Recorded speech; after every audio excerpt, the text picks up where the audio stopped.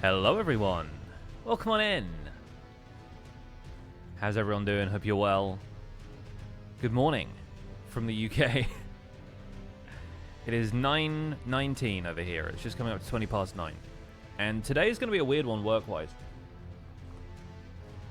Good morning, Umbrify, Yuki, Peachy Queen, good to see you. So yeah, today is going to be an odd one work-wise because the Minecraft update is going to come out at some stage, but I have absolutely no idea when. And at that point, recording stuff from 1.21 is going to take priority, stuff for the YouTube channel. And so I might not be able to stream this afternoon, but I wanted to stream today. And I especially wanted to stream more Elden Ring because we just finished our second playthrough in the Elden Ring A-Z yesterday. So we're doing it now. We're streaming now. We're doing a sleepy early morning Elden Ring stream, and we're starting our new character. Yeah. Obviously, still very excited for Elden Ring DLC as well, but Minecraft update has me even more hyped, and I can't work until the update comes out. You know what I mean? Like, I don't really have anything to do except sit around and wait for it to arrive, and that could be as late as, like, 4 p.m. today, which is usually 8 a.m. Pacific, and that's when they put out a lot of their announcements and stuff, because it's when the US team is awake to roll out stuff like Bedrock Edition as well.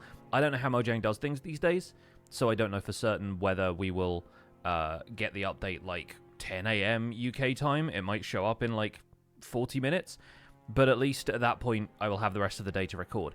If it arrives late afternoon for me, I will need to get my butt in gear and record and edit something that will hopefully come out tomorrow. So, no time. No time to play Elden Ring, except now. Now is time to play Elden Ring.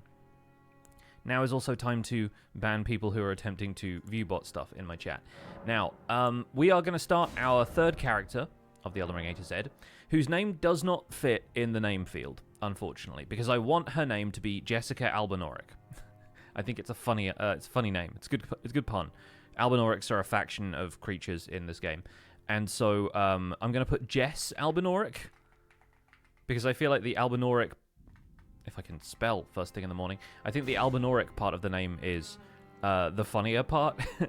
But we all know this is Jessica Albinauric. She's a samurai. She's going to have probably a golden seed, because why not? And I have a template that looks absolutely nothing like Jessica Alba, but we're going with it anyway because I made a template. Don't abandon this character. Stay with this character. I think we're just going to go for it. I think we're going to go for it. Sing along if you know the words. This is the intro. Actually, watchable stream here in Australia, watching at my desk at work. Love the work. Hey, thank you so much, John O'Ross. And don't work too hard. And also, don't get caught if it's the kind of work where they will be mad at you for watching Twitch. Tell a story. What's up, Elbaska? Good morning to you. Amazing name. Thanks, Bambi Geek. Thank you. And JT says, one of the best Minecraft YouTubers. Love the videos. Thank you very much. Looking forward to making a lot more videos in this update. Great Elden Ring was shattered. And yeah, honestly, no waiting room for the Minecraft update because, like, what am I going to do? Play Minecraft? Nah. Across the fall. Like, the waiting room for the update means Minecraft does not get played.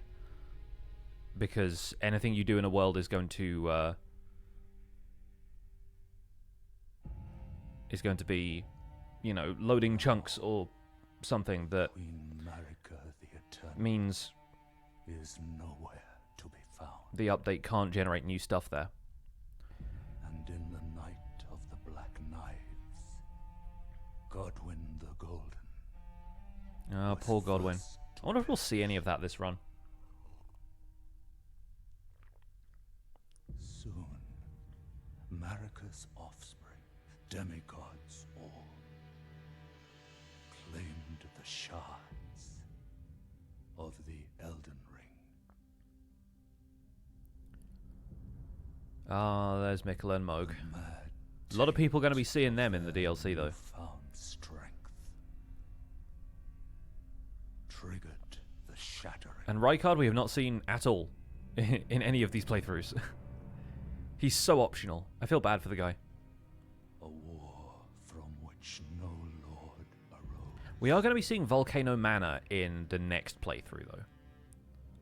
Which is the Albinauric staff, which you have to get from Volcano Manor. Leading to abandonment. I feel like I've watched you play this game, I never feel like I actually know what's going on. I don't think the game itself really knows what's going on. Oh, rise now, Ye tarnish Okay, this is the best bit of the intro, ye so dead, who yet live. I'm gonna need everyone to pay attention. The call of long lost I'm gonna grace resist yelling along to speaks this because my us partner is still all. asleep. Or probably, I don't know, maybe stirring, maybe waking up a little bit. Horaloo, chieftain of the Badlands, the ever-brilliant Gold Mask. Fear, the deathbed companion, What's up, Chaotis? Welcome in. the loathsome Dung-Eater, and Sir Gideon Othniel, the all-knowing. Always interesting to me that they never gave Gideon his, like, an ending. Unless his ending is something to do with you having all of the demigods and making your own decisions at that point. And one other, whom grace would again bless, There she is. a tarnished of no renown. Hey, what's up, Dan? Good morning. Cross the fog to the lands between, From the land of reeds, presumably. to stand. Every time you go to catch up on before streams, a new stream is starting. Yeah, today is going to be an exception. Headed to bed? Hey, no and worries, Forge. become the Elden Lord.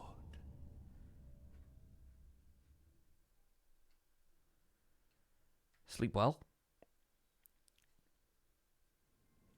So, Jessica Albinauric is starting as a samurai. The main reason for that is because the samurai character begins the game with a bow. And it's a regular bow as opposed to a short bow or a great bow. This will not really be like super relevant to begin with.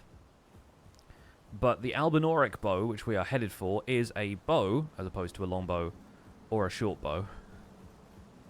Or a great bow, rather, or a short bow. And so I just need to get familiar with the bow and how to use it. We're not going to start that on Grafted Scion, even though I've actually tried beating Grafted Scion with a burner character, and the bow is the best means with which to do that, because you don't have to worry about getting in close and the scream attack happening. But we're just going to get killed by Grafted Scion in the usual fashion, because it's bad going down without a fight, but it's a lot harder to actually win that way.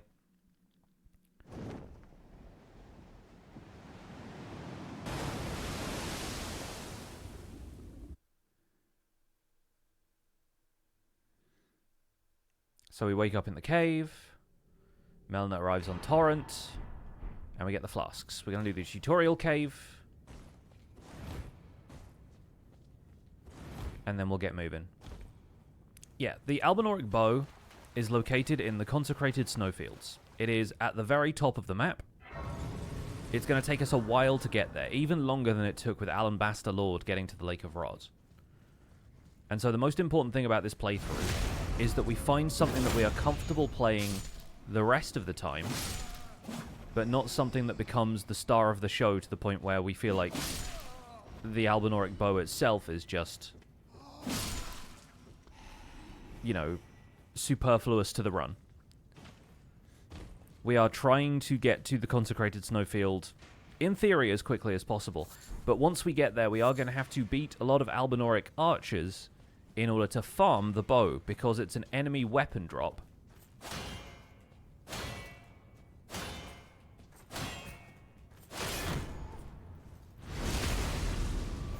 As opposed to being a weapon that you can just go and find in a chest somewhere, or hanging off a corpse, or wherever you normally find weapons in this game. So I think we will need to stick with some weapons that are at least decent, and that I'm comfortable handling, while also trying the bow. You just jump off the cliff when the fight starts. Yeah,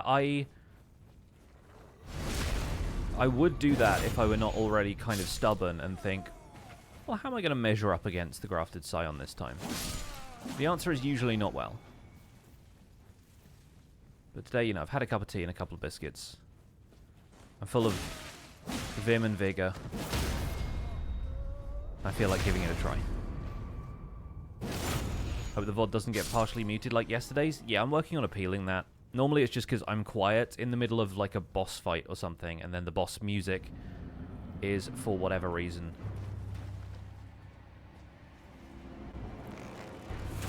something that triggers the copyright system.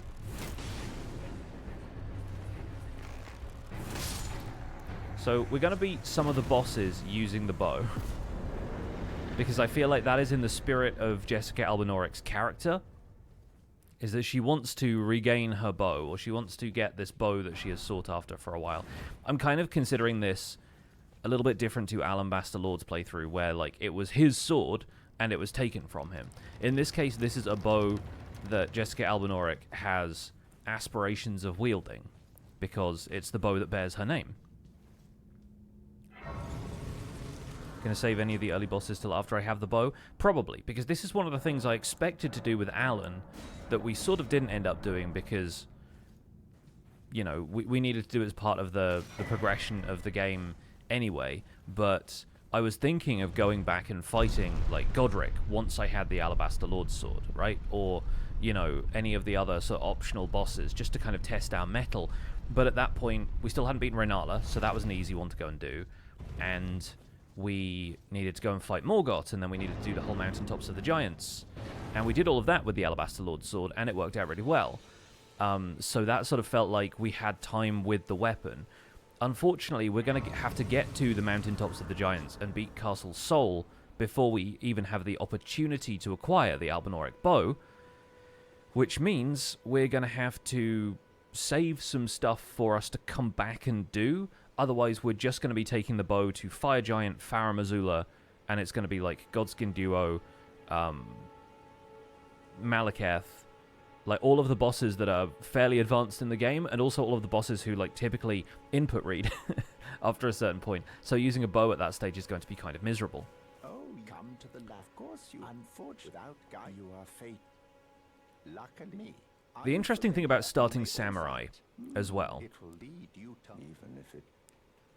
is that once we end up with the horse, we already have a bleed weapon. So it's going to be very easy to get to Caelid and acquire some bonus runes. I also, as of the last playthrough, know how to get even more runes, provided that an exploit works. So we can start out with probably about 150k, I think. Some of which is going to go into buying me arrows. But again, I'm also not going to try and use this bow too much, because this isn't a samurai longbow playthrough yet. I will also try and get some smithing stones and whatnot as well. Let's at least buy the basics here. What's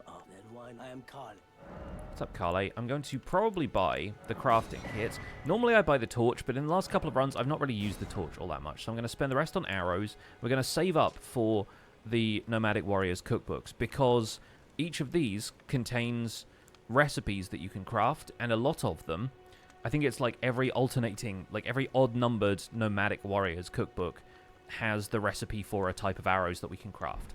So one of the other things we're going to be doing a lot more in this playthrough that we haven't done in previous playthroughs is kill animals.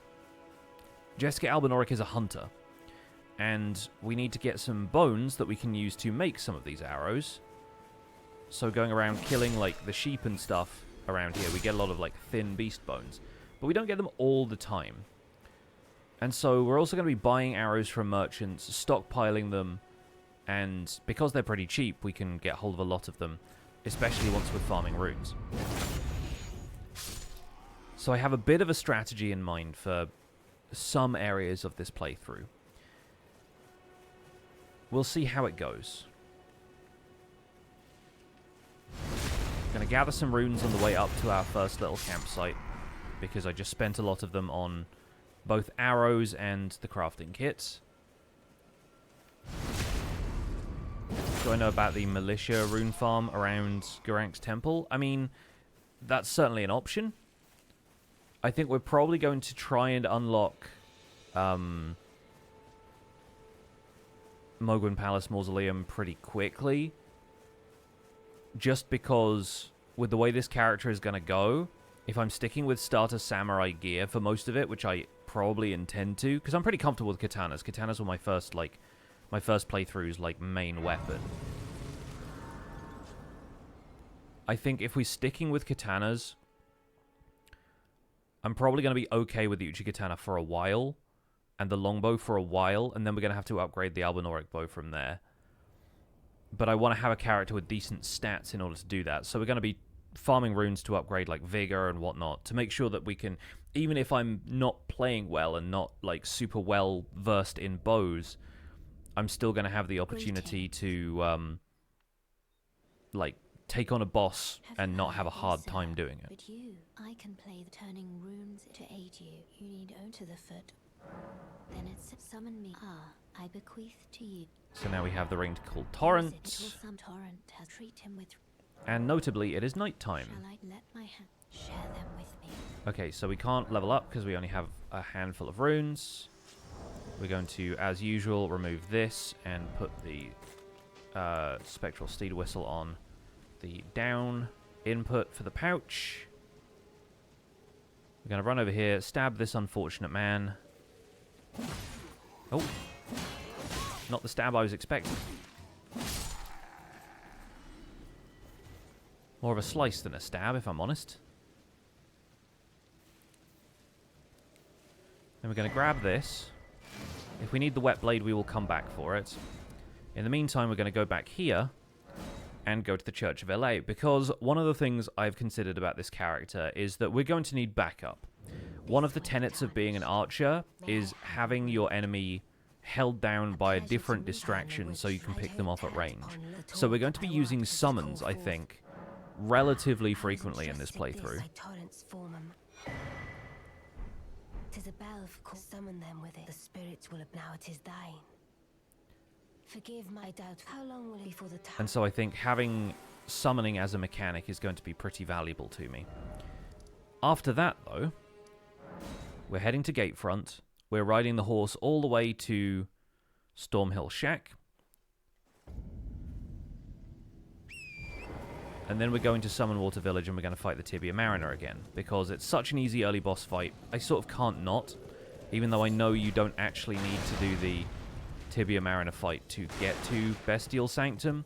It just seems like the pattern that I'm settling into with these playthroughs. Shut up. And then we're going to head off to Caelid, do the Dragon Barrow stuff. Although, first of all, I want to go and acquire 2 gold-pickled foul feet. So we might come back here for those once we've gone to Caelid and done all of that stuff, but I always rest at the Grace here because the wolves are annoying. There we go. We can also upgrade our flasks right away. And we may as well talk to Melina. How many weapons are in this game for this run? So there are 308 weapons currently. There are going to be a lot more once the DLC arrives. And so we are on our 3rd weapon alphabetically. This is going to take me a very long time. Like, I'm planning on playing this game for the foreseeable future, basically. I don't know how much of it I'll practically be able to get done before real life gets in the way and whatnot, but it's fun. It's fun while the hype for the DLC is real. There are definitely people on Twitch who I've seen just play through this game constantly. They're, like, making characters that they can send save files off to other people, and they're, like, doing YouTube videos about it and stuff. Did she give us the jellyfish? No. Okay, cool. I only talked to her twice. There we go. Okay, cool. So now we have the jellyfish, who is going to be our probably backup summon, because the jellyfish is also a ranged attacker, and I don't think it's going to be super practical for me to have another ranged attacker on the field. I'm going to grab a few runes, just avoid getting blown up by the The rock snakes, whatever they're called.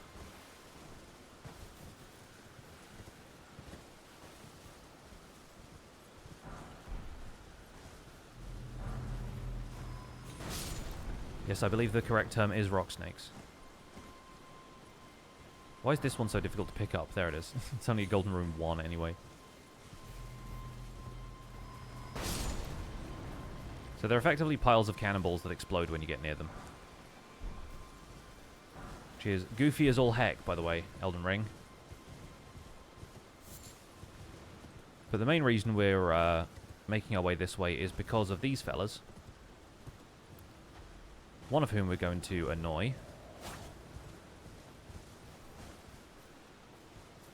That's right, bud, I'm over here. You can use a longbow from a horse as well, so you can just, like, poke him in the ribs.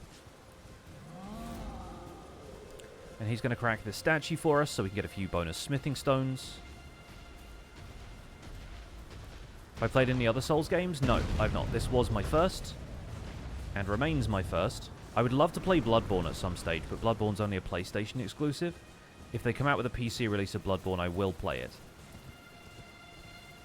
I do own a PS4, it's just in the living room, and we use it as a media player, so I have no real way of... I mean, I have a way I could connect it to my PC, but it's not set up to do that, and I don't really want to, so... What's up, Nix? Yes, Weapon 3. Excited for Weapon 3. Excited to play with bows in this game, and effectively be forced to. This is the other amazing thing about wanting to play through the weapons in alphabetical order. Of course, this is like a curse, in a sense. Like, it's ridiculous to want to do this. But at the same time, it forces me into situations that I absolutely would not adopt otherwise. Like, I have to be good at using a bow in this game, where previously I have avoided bows because by reputation, everyone's like, bows suck in this game. And I understand that. But then there are certain people who swear by it, and they say, actually, the bow is an incredible support weapon. It's not necessarily a main weapon that you can build your character around, but it's a really good way of having a few ranged options, mixing up your gameplay, like building a more well-rounded character.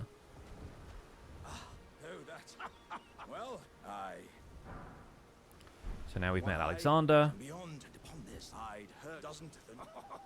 Ha ha ha ha! So we're going to head down to Saint's Bridge. We're going to grab the grace there.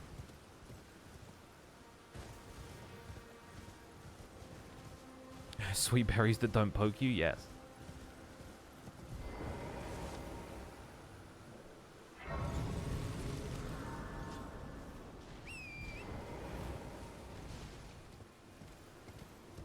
Across this bridge, we'll grab the smithing stones from this statue as well. I think. Oh no, it's a person there, not a statue. I was confused initially, and I thought all statues had smithing stones in. But it turns out I was not being very observant. That was in fact a corpse, sir, a corpse.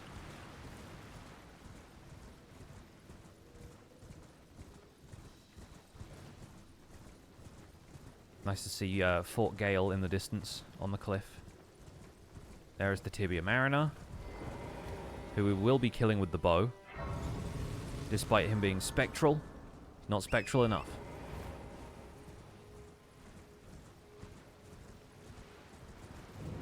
We'll get one hit in before he teleports. Dang it, missed.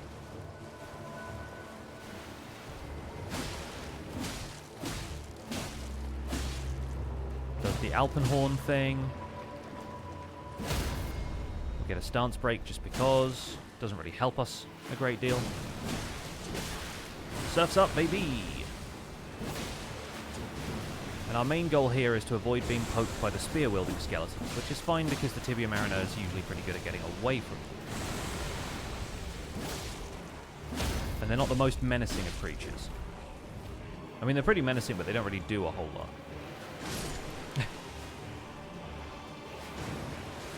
I like him, like, knocking them over the head and being like, get on with it, you idiots, you know?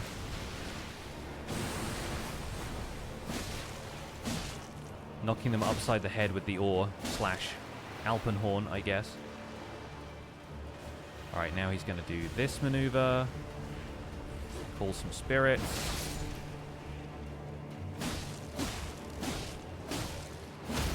Which we're not going to let him do. Oh, okay. And now it is really time to move. We're going to get a mighty shot in while he's stuck on the tree over there. The other problem with arrows is that they don't track towards your target very much, if at all, so you have to make sure that your target is somewhat stationary. Otherwise the arrow is just not going to connect, which is real unfortunate. Anyway, bonus runes. Go and talk to D. He'll mark the location of the Bestial Sanctum teleport on our map. Sleepy morning stream. You won't have to stay up way too late for your time zone to watch properly. Hey, no worries. Alright, D is staying in this village to investigate centipedes or whatever he does, and we're going to head over here. Pop the wall, and where are the gravestones? Right behind this building. There we go. So this is the route I would normally take down to the third church of Marika, or whichever number it is.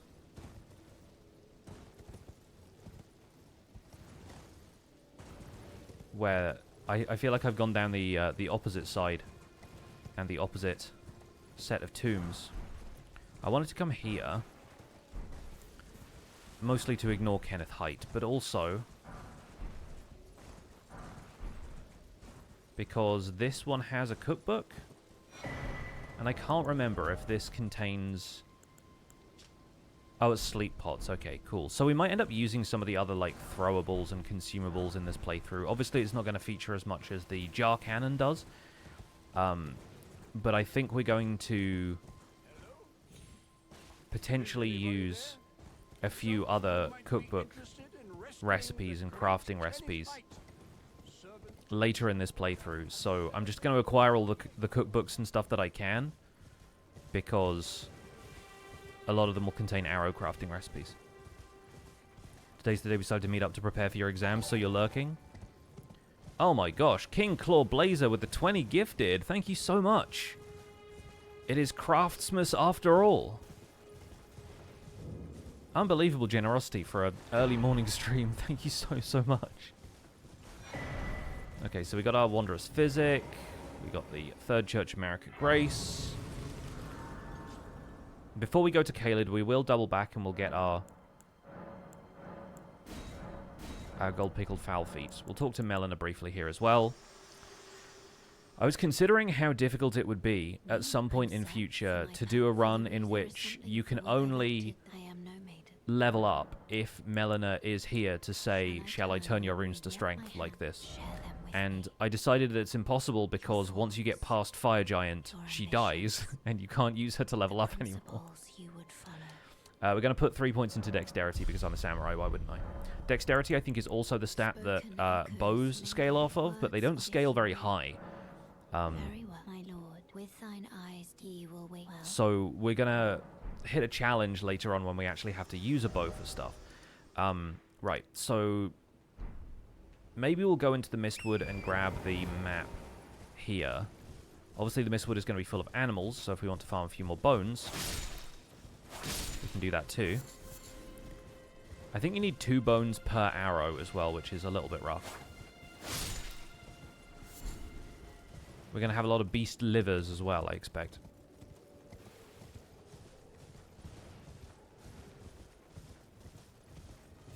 Icarus wins today's we've read this joke 500 times before award.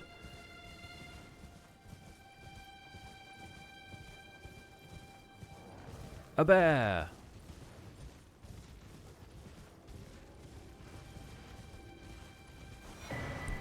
Okay, now we have the Limgrave East map. We're going to go back to the first step before a bear mauls us.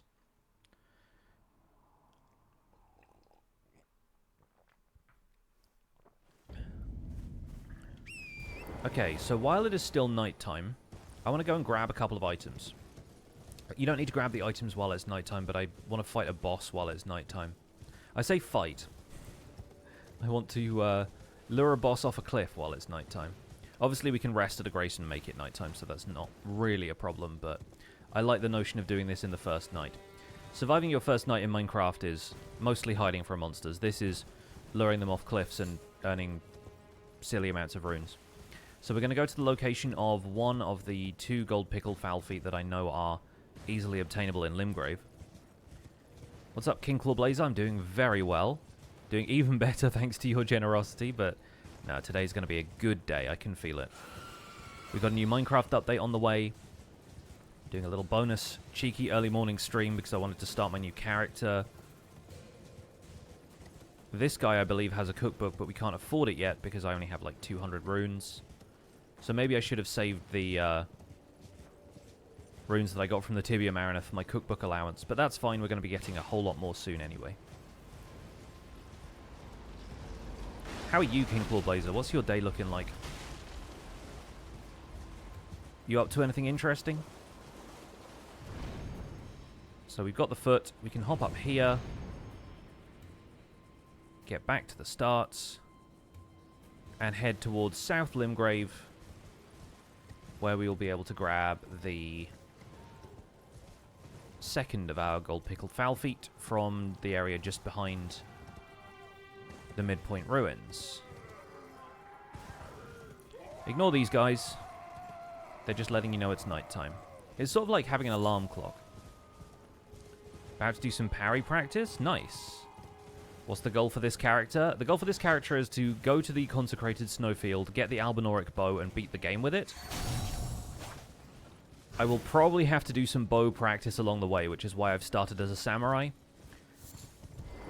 But we might end up picking a weapon that works a little bit better as a melee option, because of course projectiles are consumable and therefore finite, and from what I've heard, bows don't really approach like massive damage unless you do like a huge buff routine every time you want to deal like 1,000+ damage. So we'll see what we can do.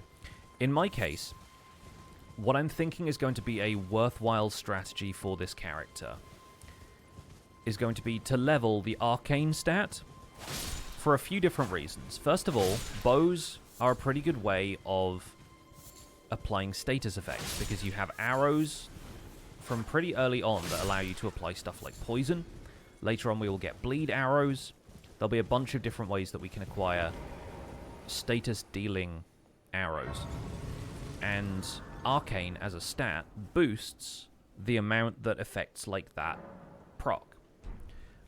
Because like applying more arcane stat, you know, poisons an enemy faster if the enemy is affected by poison, let's say. It's not going to help us too much at the end of the game, but I think for the interim, if we want to poison, like, Malekith or whoever, it's going to be a pretty straightforward way of doing that. Bleed is going to be pretty vital, I think, at various points in this playthrough as well. So getting, like, bleed arrows will be probably worth attempting. The other thing is it boosts item discovery, and that will be very necessary for us acquiring the Albinauric Bow, because it's something we have to farm from enemies in the consecrated snowfield.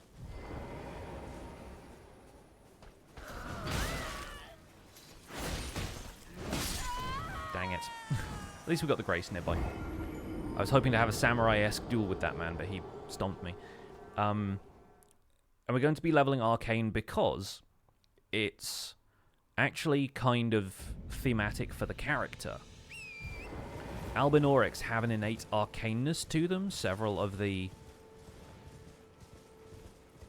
item descriptions in the game say so. In fact, the Albinauric staff, which we're going to get for the next playthrough, specifically says Albinaurics are able to cast spells because of their innate arcaneness. That's what I was hoping to do the first time.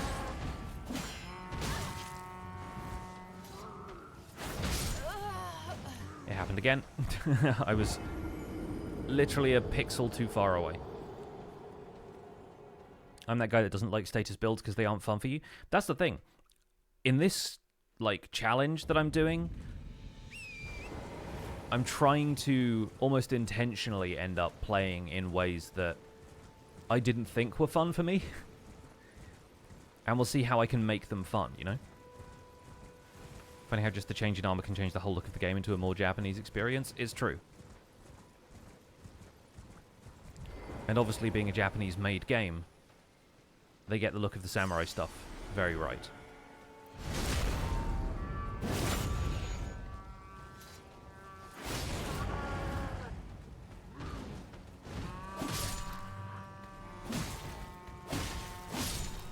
Anyway, while these guys are all blowing their horns at me, we're going to be taking care of a few of them, including this guy on the horse.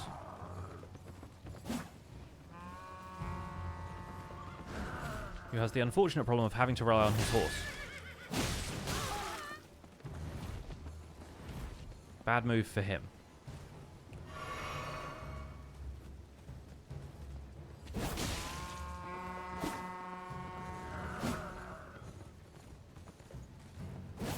His horse has the turning radius of a semi-truck.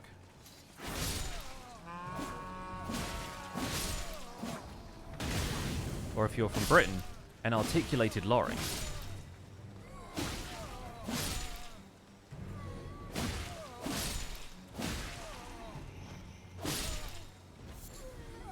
And before we get that, like, gold sword that I think is actually supposed to be quite a rare drop. I got it on a recent character, actually, which was hilarious because that was another character where I've limited myself to mainly using one weapon. Okay, a few bonus runes from these guys. Haven't defeated any of them with a bow, but that's also kind of not the point of groups like this. Vigor is the most important stat, I know. We will get to Vigor. We'll definitely get to Vigor. So, up here past the midpoint ruins, I might as well get this so that we don't... Hello? Can I... Marika, please? There we go.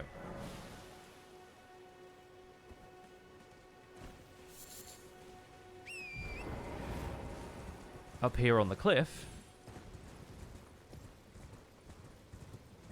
be able to grab this, and now we can go to Caelid. Bring your own fun is a nice and constructive approach to gaming. I hope so, because it's definitely a an approach I plan on employing here. Those horns sound like cattle. You farmed for too many years. They do have that kind of sort of tone to them, don't they?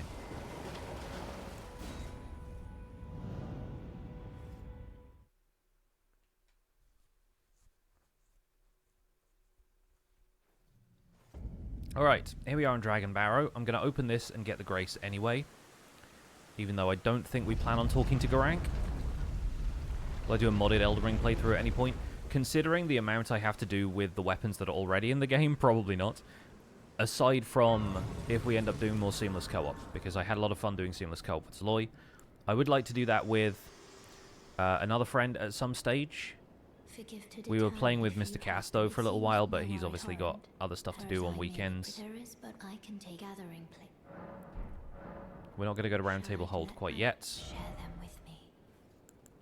I'm going to put another point into Dexterity, ignoring chat's mentions of Vigor. But then we're going to hoof it down to, first of all, not Greyoll to begin with.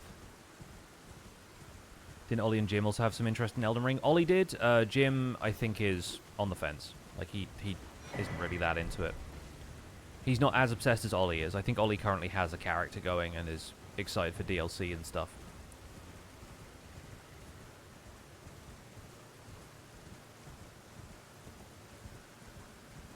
I think they'd be alright playing it for like one session, too, but part of me also wants to do like a little playthrough like I did with Zloy, where we actually beat the game. But then somebody's going to have to also be on board with skipping through large parts of the game.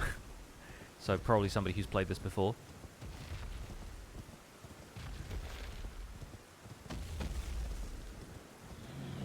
Would also entirely depend on what state I'm in and what like weapon that I'm going for at that point in time. So Greyoll is going to get mad at us. That's fine. We don't need to worry about Greyoll right now. I do need to make sure I have the gold pickled fowlfoot on my item carousel. Because we're off to try and lure the Knight's Cavalry here off a cliff. We can also grab a few bonus runes here because I don't think anything really stops us from doing this. There aren't really any monsters here that prevent us from collecting those. There's only a few of them, but they're all pretty valuable at this stage. And then we jump off into the Spirit Spring here, glide gently down to this rise, and save.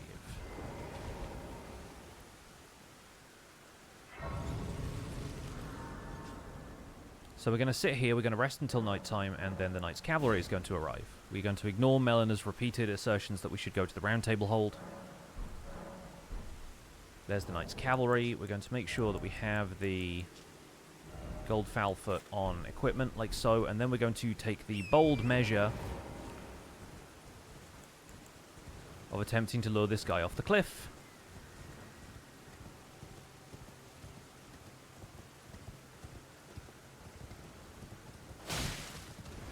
Get wrecked.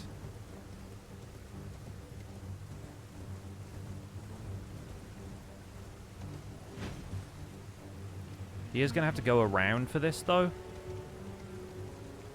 So I think we actually have to go up into the forest a little bit. Avoid him. Get up here, get off the horse.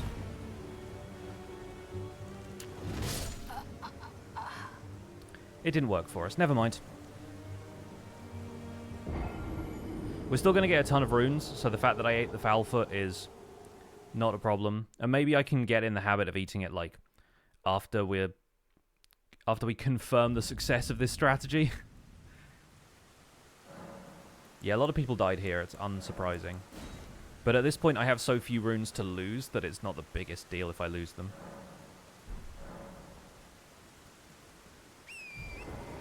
So yeah, we're going to avoid the fowlfoot for now. We'll use that for Greyoll because it's more runes.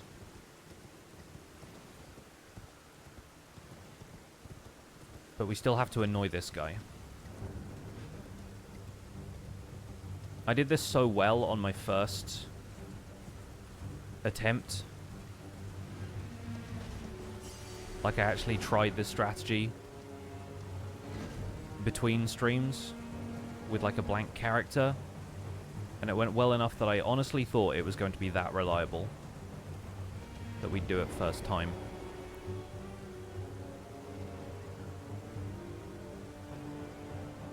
Hello?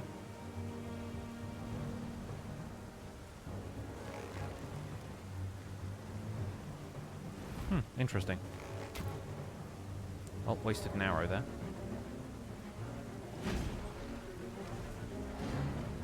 Well, he's stuck down there now, which is not very helpful for us.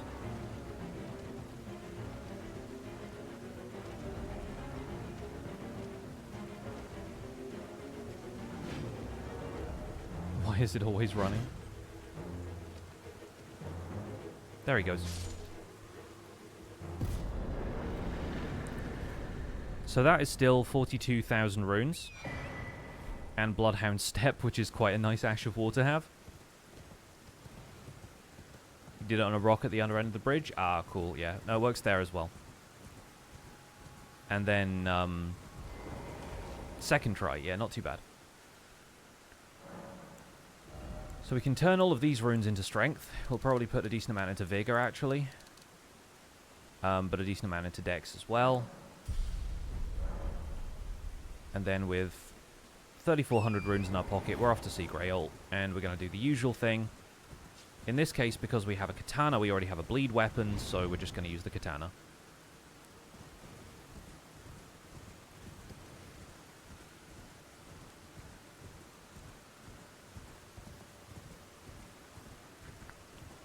I think we're going to fold this into our usual early game strategy, because it costs virtually nothing to do, especially when you have so few runes at the beginning of the game.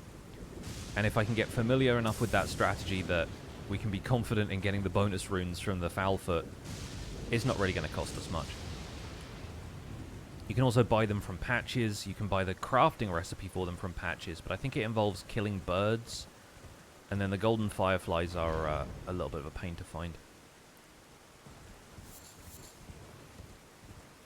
Not sure where there's a good spot to, like, farm them or anything.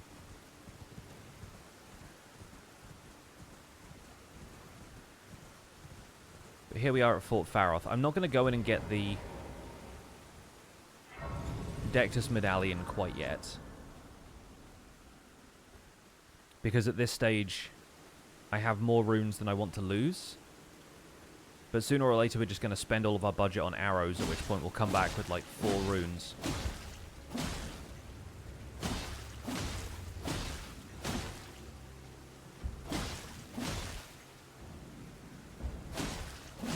Where's our first bleed? There it is. It's a farm spot for gold fireflies and Limgrave. Okay, cool. So maybe if we want to make a ton of gold pickle foul feet, then we can. But after a certain point, we're going to be farming the birds in Mogwin Palace, and we're not going to worry too much about that stuff anyway.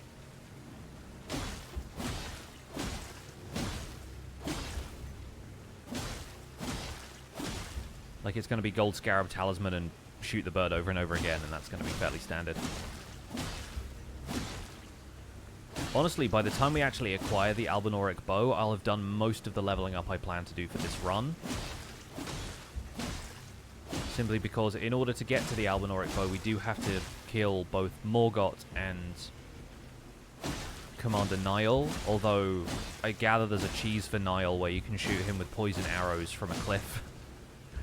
I don't know if I plan to do that, but it might be kind of a fun strat to learn.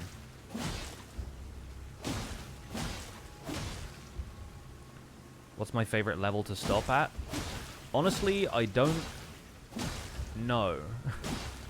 Because the last couple of characters we did were over level 160. I think my first character was like level 140 or 150. But then my first Barefist Steve character with the Spike Cestus build, I think I got to like level 200 and something. But that's in New Game Plus, so... I think once we stop farming birds, it'll just be like, I've run out of arrows. Like around level 120 or 130. You like going to either 150 or 200? That's a solid goal. I'll just do like 2 hours worth of bird farming, and then we'll be like level 130 or something, and then I'll be fine after that.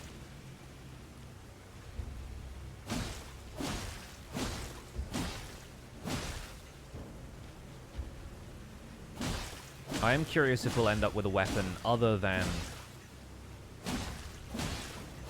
the Sacred Relic Sword that we can farm the Albinaurics there with. I honestly think the Alabaster Lord's Sword Ash of War was close, and maybe if we put Waves of Darkness on something it would work better. Do I have a parry? It is rare that I do, because I'm bad at the timing for it. Like, a lot of the stuff I do in this game relies on having poor reflexes. Because I think I have pretty decent, like, motor skills, but I'm also old. And so my reflexes are not that of a younger player who might be easier at parrying. But one of these days I will learn the timings and I will actually learn to parry. It's just the game obviously has a lot of enemies who intentionally throw off your timing. And learning how they throw off your timing is something that I'm not as good at yet.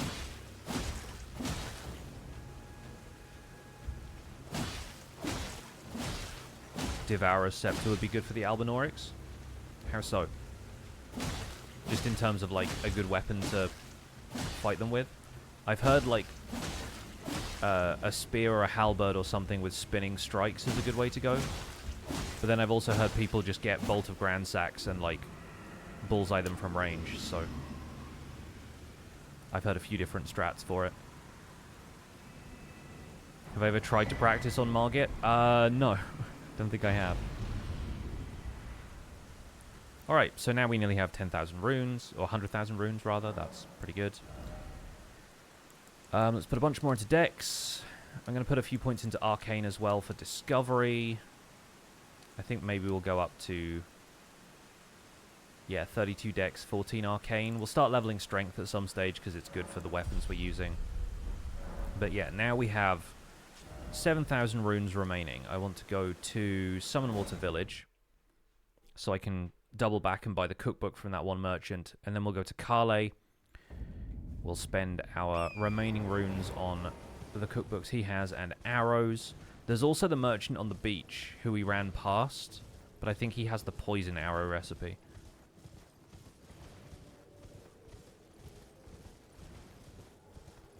Has a good AoE Ash of War that heals you as well. Oh, okay. Oh, you mean for the rune farm ones? Sorry, I was thinking of the Albinaurics that we have to farm the bow for. Oh, are you here as a customer? I am, yes. Sell me things. So this has poison bone arrow. He also has some smithing stones, which we could buy. Because it doesn't cost much, and honestly, I need a couple. And then we can buy arrows. We can buy like 300 arrows right now, so that's honestly fine. Let's go to the Church of LA. Margit's the best boss to practice parrying on because most of attacks are parryable. Yeah. Honestly, it's just like the little enemies. Alright, that's our 12th smithing stone. Wait, well, you're...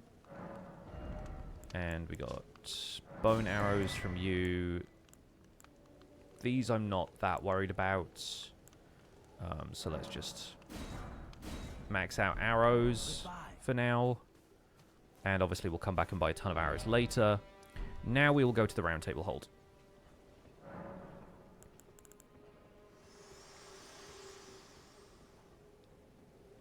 Very well. Let my hand rest upon you. For but a Got a moment. lime scale in the tea. I need to descale the kettle.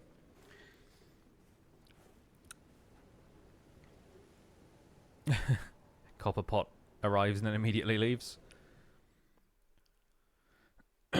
Excuse me. So yeah, at round table hold, we'll talk to everybody even though we don't super need to. I do still see the Guidance of Grace. We don't really need incantations. I mean, it might be helpful at some stage, but I'm also probably not going to level Faith.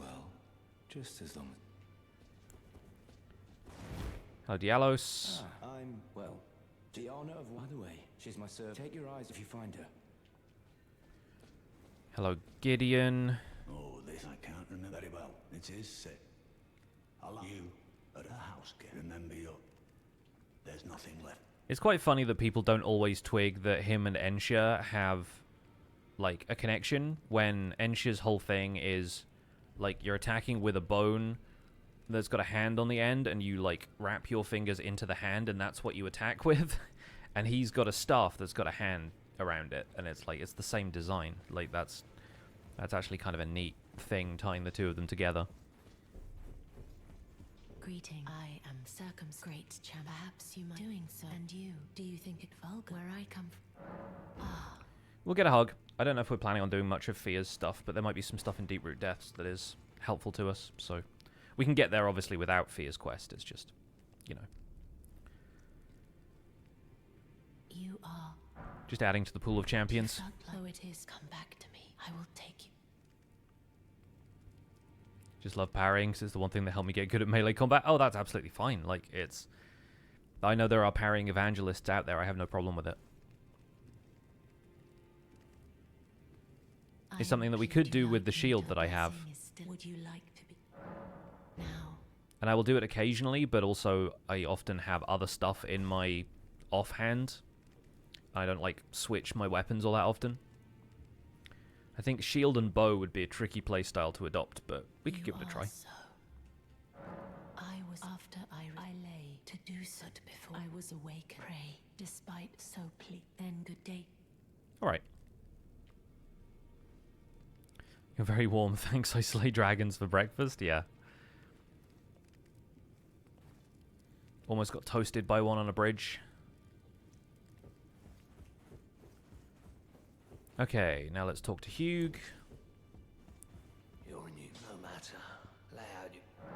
Okay, we need to sell some of our golden runes.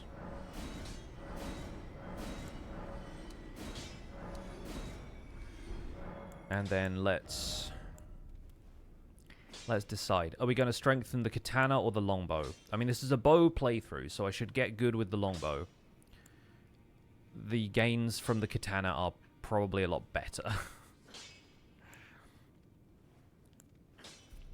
But I think we're going to go longbow to start with, and then we'll go do the Limgrave tunnels, and we'll get more stones from there, and we'll also strengthen the katana. And then sooner or later we'll have the means to buy smithing stones. I think by the time we've gotten the Albinauric Bow, we'll have all of the extra business that we need. So let's go back to Seaside Ruins. Let's talk to Yura. Doing a halberd and bow character and you love it? Nice.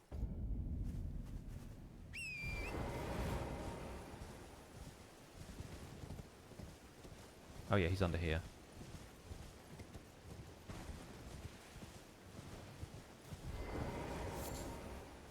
You do well to stand at his feet, so stay clear of them. Don't.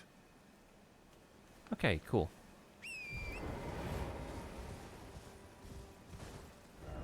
Now, here's the thing. There is one talisman I would like to get. And I think it's in Caelid, I just forget exactly where.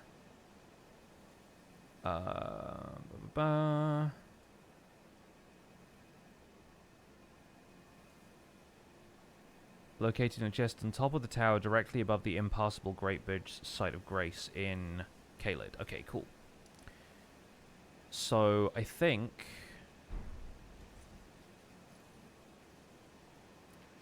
we go through Dragonburnt Ruins.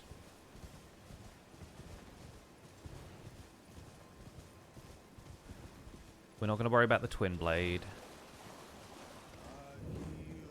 Agil. Come and help me with the rats, doggo. Still hilarious that you can ride your horse down here.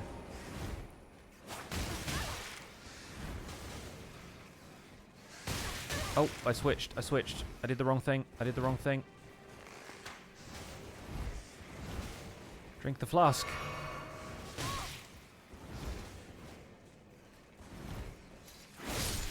There we go. That's what I wanted to do.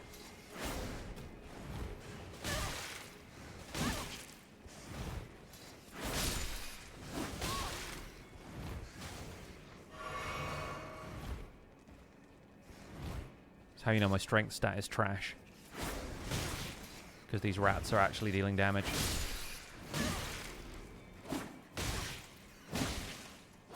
There we go. That one had a rune arc though, so worth it. Those rats always freak me out. Yeah, it's a rough enemy to fight, I feel like. In the early game at least. Even later on when they have like really buff rats in some areas.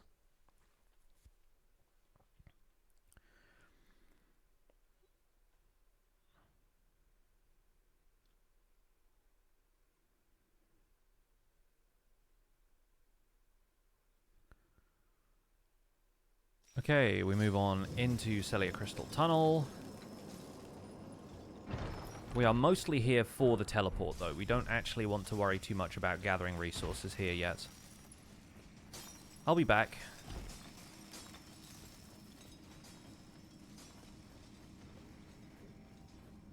It's actually pretty easy to get out of here once you know the way, but the first time you're here, it's like, panic! Rodents of unusual size, yes, absolutely. Right, let me rest here to get rid of the teleport lock debuff, and once we head outside,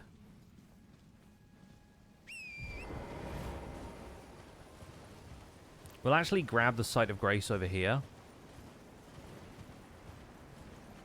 Celia Understair.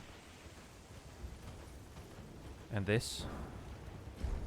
Just in case we need to summon some friends. grab this. We'll avoid getting killed by this dog. But we're going to go around just so we don't accidentally trigger the Millicent invasion.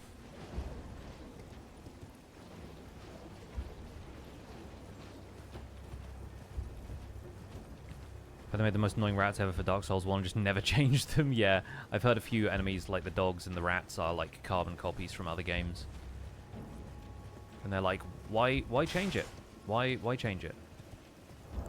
Also, while we ride, I should probably use this. Not this, but this. I just looked at my row of buffs there because of the blessing of gold that we're getting right now, and was like, oh wait, hang on a second.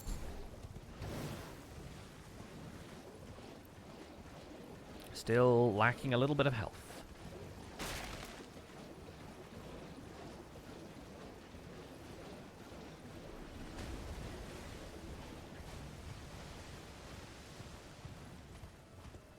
Something, something Splendid Blade, something, something Scarlet Rot.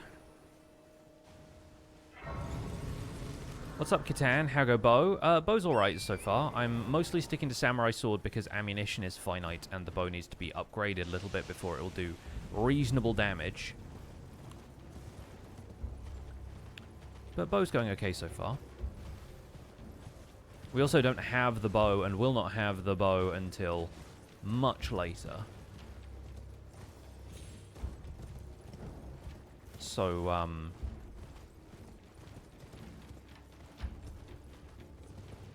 oh gosh, it's night time. I forgot the Knight's Cavalry is here.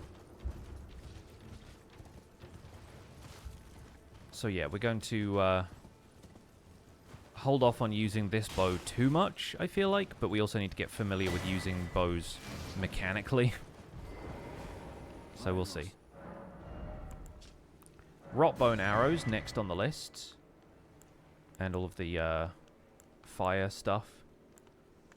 All of the hero armor. But where we are going is down here. Be able to grab the golden seed from this a lot earlier than I normally do. I can close the wiki now. There we go.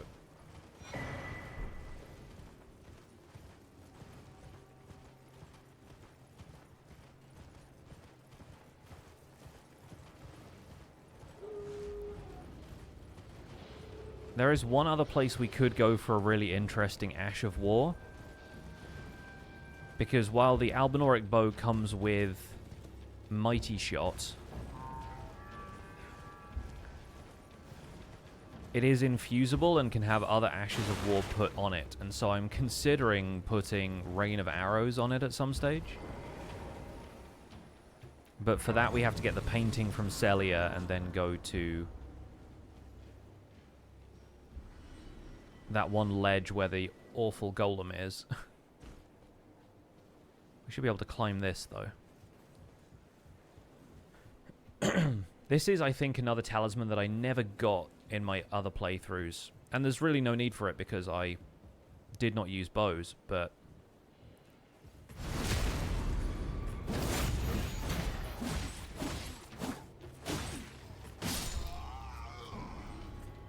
we'll come back for that item in a moment.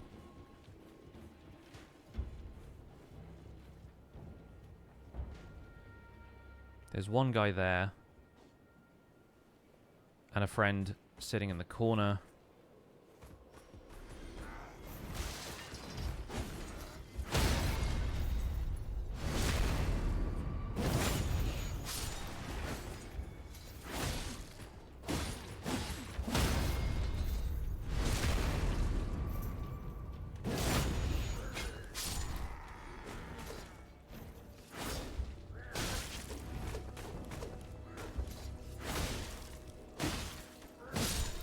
Alright, we have that.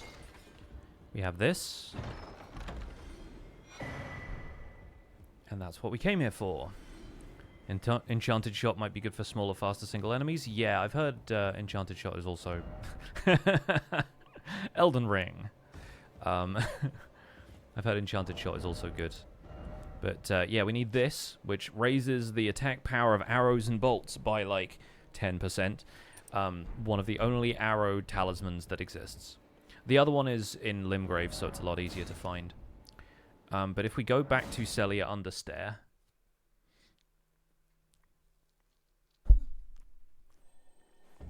Sorry for knocking the microphone around.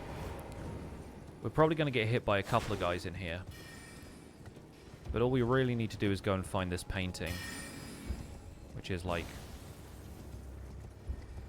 in town somewhere. Oh, Shard Spiral. Yikes. Where the heck is the painting? Excuse me? Oh, I'm like up one level. I need to be down here. I need to be on like Main Street, Celia. There we go. This one. You know, the painting. Alright, so now we can leave.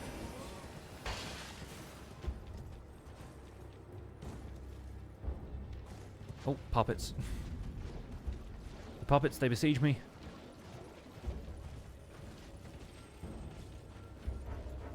Yep, I am still a wanted man. Okay, there we go. So now we can go back up to probably Lena's Rise. I knew I wasn't going back for the drop. Listen, I can't remember everything, and it was probably just like a helmet or something that I'm not going to use.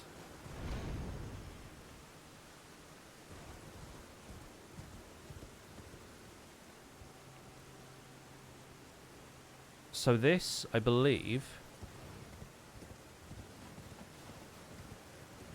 There's a fun way of getting down here using the Spirit Spring that I'm probably not going to do because I don't know the technique for it. And I'll probably overshoot slightly.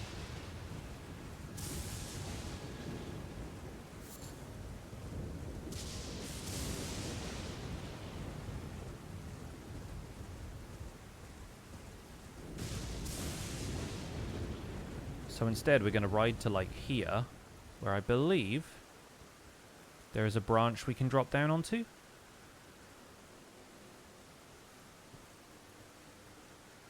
Directly below us here. Which is tricky, but we can do it. We cannot do it. Turns out we cannot do it. Ollie, what's up? Welcome in. Welcome to the Albinauric Bow playthrough. This is my character, Jessica Albinauric. She is not a good horsewoman, it turns out.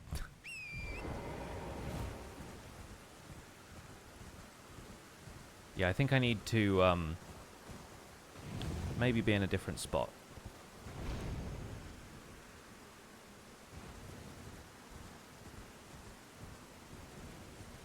Bow playthrough, I know. Unfortunately, the Albinauric Bow cannot be acquired until much later in the game. I basically have to get to the area before where Melania is. So, we're not going to be using it for all that long. It will burn fast and bright. And it'll probably burn through arrows.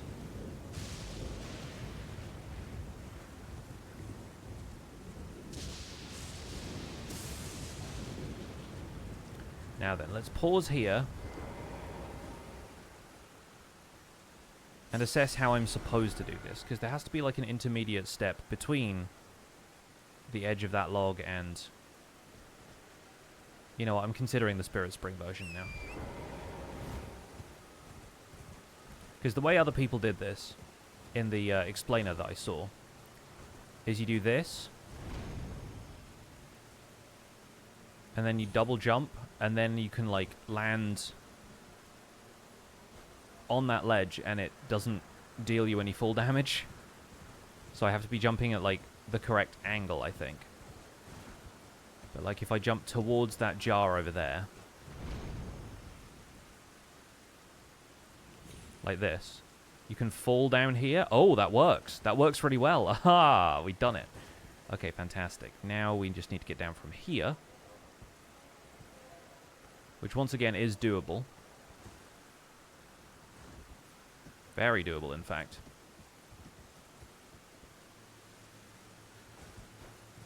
And then over here on the cliff, we should find this guy. He's doing the Kodak moment thing. Nice. Okay, and now we can leave. Cool. Okay, now I've learned that ability. We'll remember that for future bow playthroughs. Round Table Hold is just my go-to, like, fast teleport.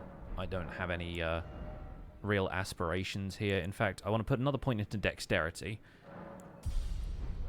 And then I want to leave again, probably. So, like I said, we'll go to Limgrave Tunnels. We'll get leveled up there.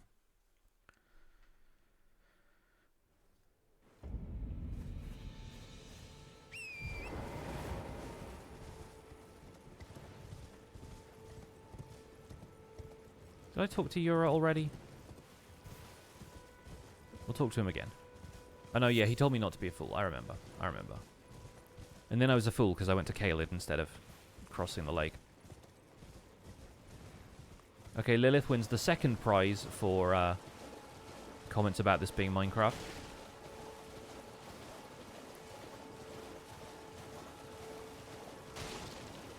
Unfortunately, you came in about half an hour before the first person to comment that, so silver medal for you.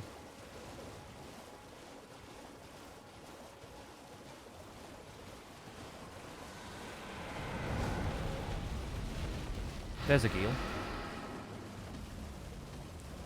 Got a few free runes from that.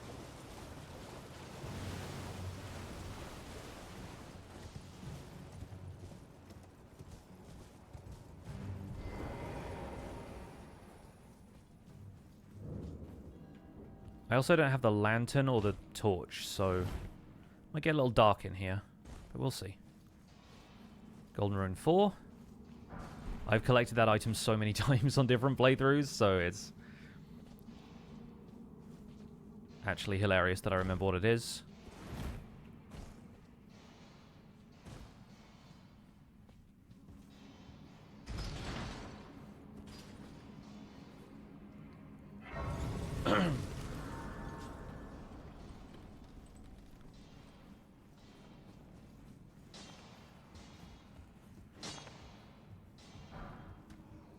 Gonna steal this guy's stones out from under him.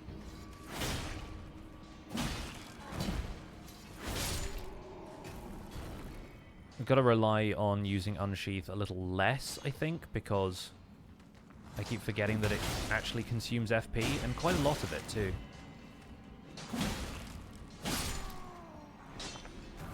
Yoink. You ain't got the stones, buddy.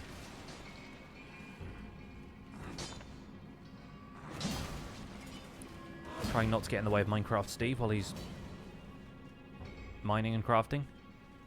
That goes on a break. We'll leave him there. Rats!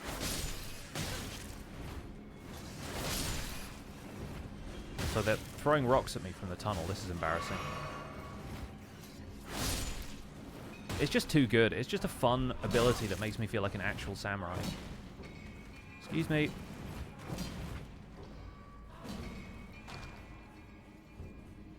A fun skill that makes me want to be fun and skilled. Had the most cursed fight with a Geal yesterday. Literally tried to fly away from the lake. Yeah, I've definitely had it in the past where a Geal ends up like on the nearby cliffside.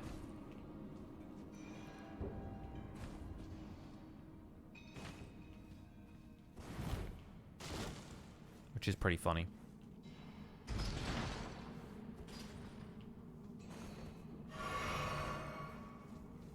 That was actual rats. This is actual dogs. More thin beast bones.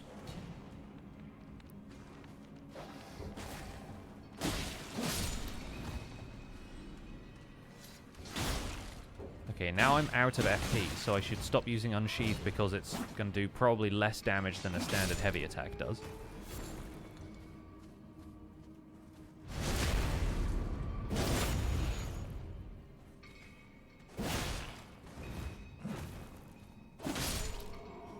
Nice. We'll get this as well. So that's now 6 smithing stone 1.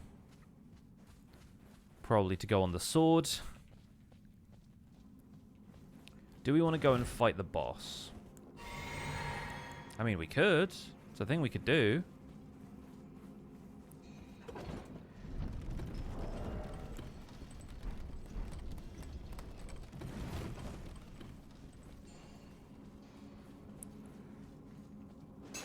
There's also some more stones down here, of course.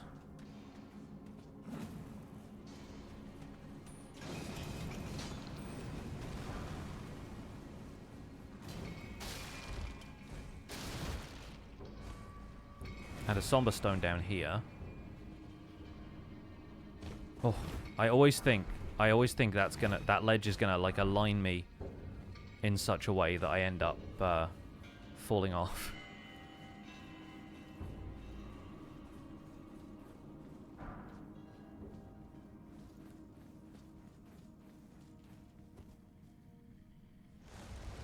Agil gets a little confused sometimes. Sure does. Alright, let's see how well this does.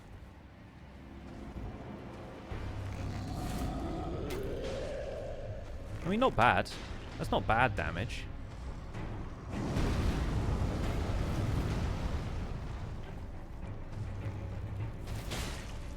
It's better if you can hit him in the face.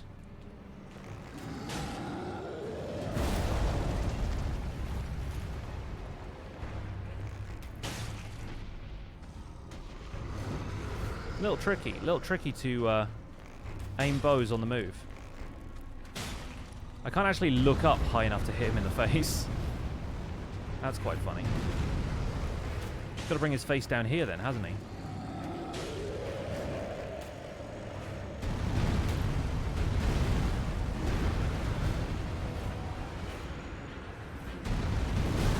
Ow.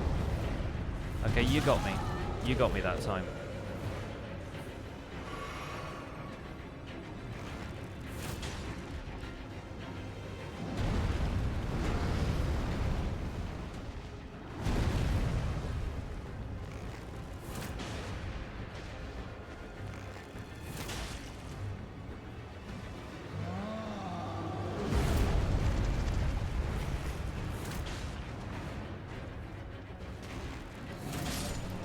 Cool. So you can shoot a stone troll with arrows and win. That's good to know.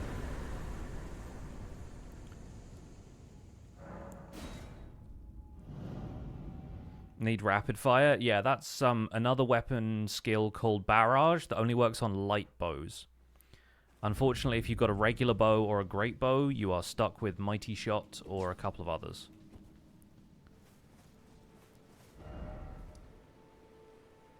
But still, not bad. Not bad, not bad. Okay, where else can we go? What else can we do? The other question is... Okay, we have rot bone arrows. We need more butterflies. We need more beast bones. We can also make bolts, but we don't want to make bolts. And obviously, like, fletched arrows need us to have, like, flight pinions and stuff. I think we'll see many more bow ashes in the DLC. People have been hoping for that because it does balance bows a little better. So honestly, I would not be opposed.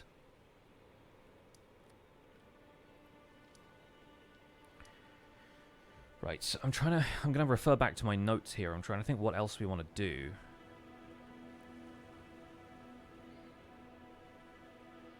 Really, it's just acquire cookbooks, basically, is what it is. So we've got the one from that guy. We didn't have the one from the guy on the beach, so let's head back there. I think we'll see many more bow ashes in the DLC. Man, I hope. I hope. Vary's still here, being patronizing as always. Alright. Let's head on down to the beach. I feel slightly better now we fought a troll and survived.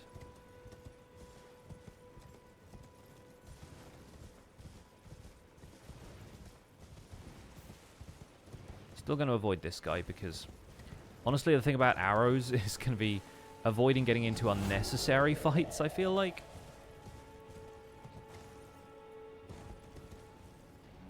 But we're going to want to make some progress today because...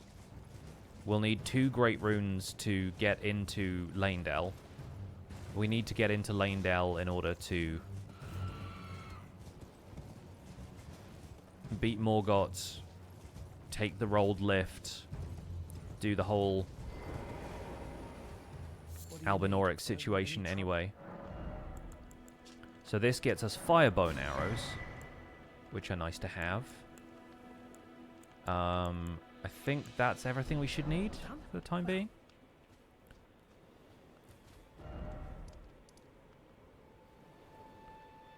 And I think the Scorched Butterflies we can get from up here. We could also, if we want to, get the second Uchigatana and dual-wield samurai swords on the occasion where a bow will not suffice. Have I acquired the Bow of Camera as the first part of the stream, me speedrunning the acquisition? The second one. The second one.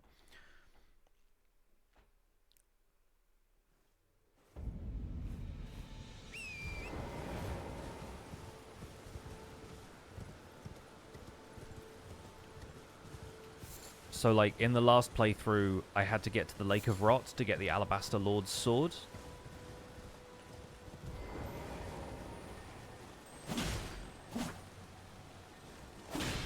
I think this one gets me Wild Strikes.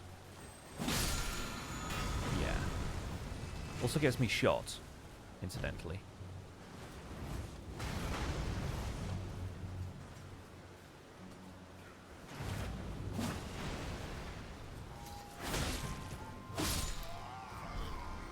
Hey, more bolts that I cannot use, because I'm not a crossbow person.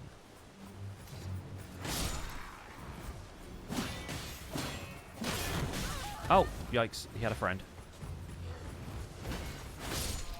He had a friend with the Lordsworn's great sword.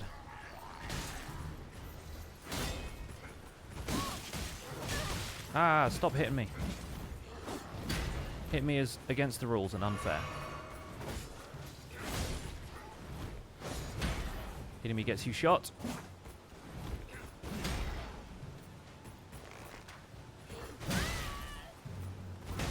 Should really start just like firing them off.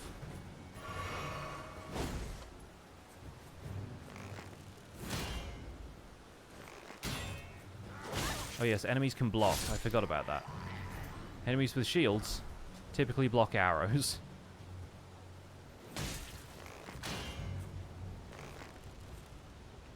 Cool thing about Mighty Shot, though, is it goes through shields.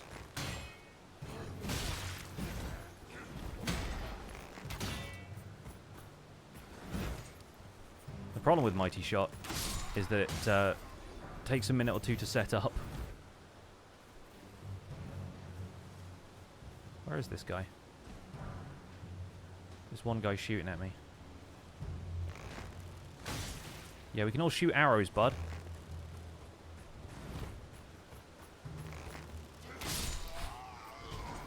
Point blank, straight through the neck. No mercy.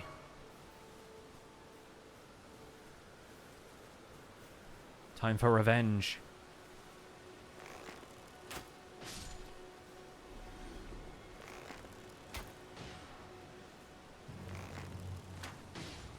Right in the back.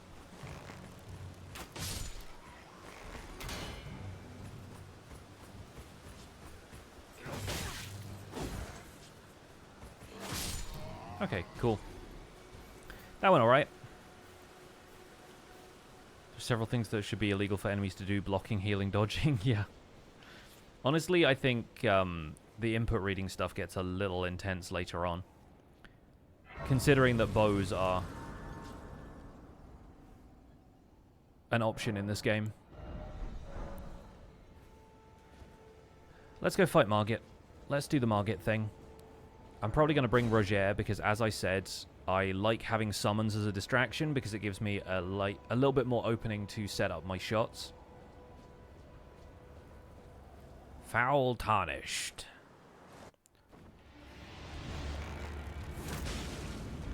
Should have brought poison arrows to this fight, honestly.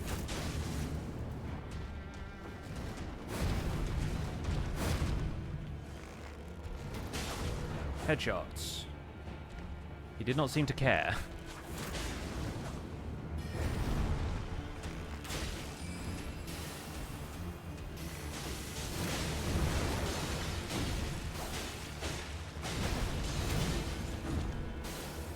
He was on fire for a bit there. You see that? You see him being on fire?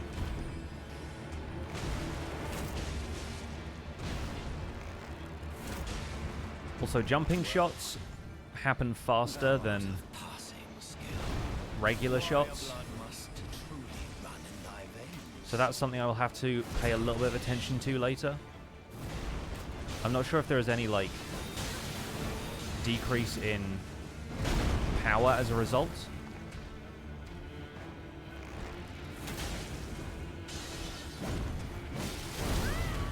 Jumping and rolling shots. Oh!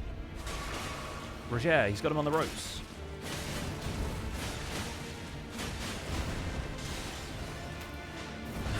Managed to hit him in midair, that's fun.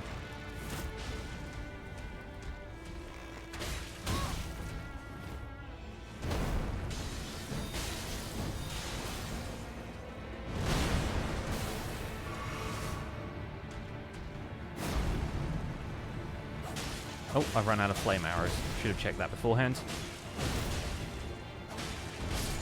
No, Rogier! It's alright, you'll die later anyway. Margit's like, oh, I have projectiles too.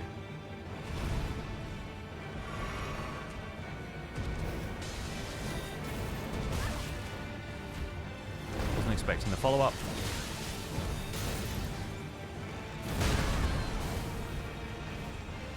Okay, and this is where the tricky part comes in, because I have no more distractions.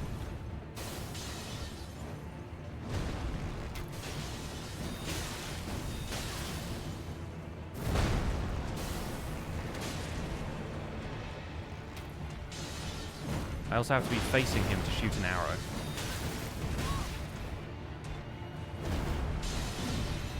Oh, he almost had me that time.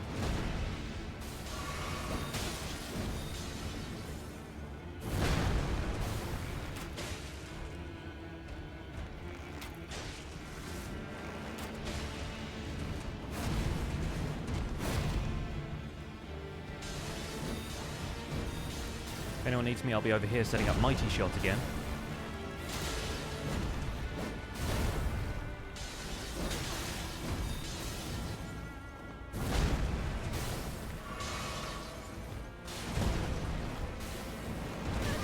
This is a bow playthrough, and damn it, I will bow.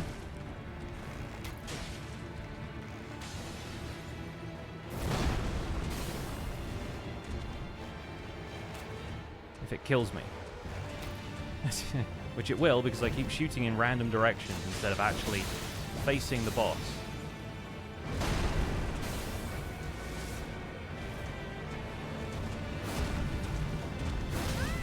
Oh, careful. There we go, alright. That worked. I miss Alan's health bar. Me too, dude.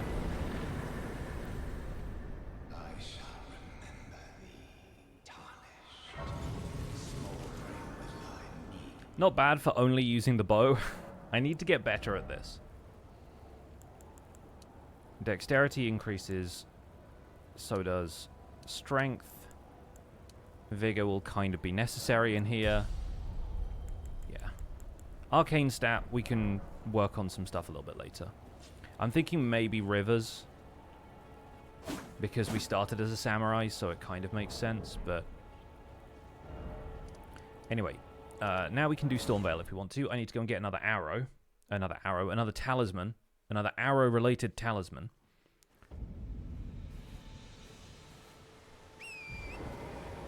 From a place that I so rarely go, because I know that the talisman there is completely unnecessary for most playthroughs. What's up, the real hardcore? Welcome in.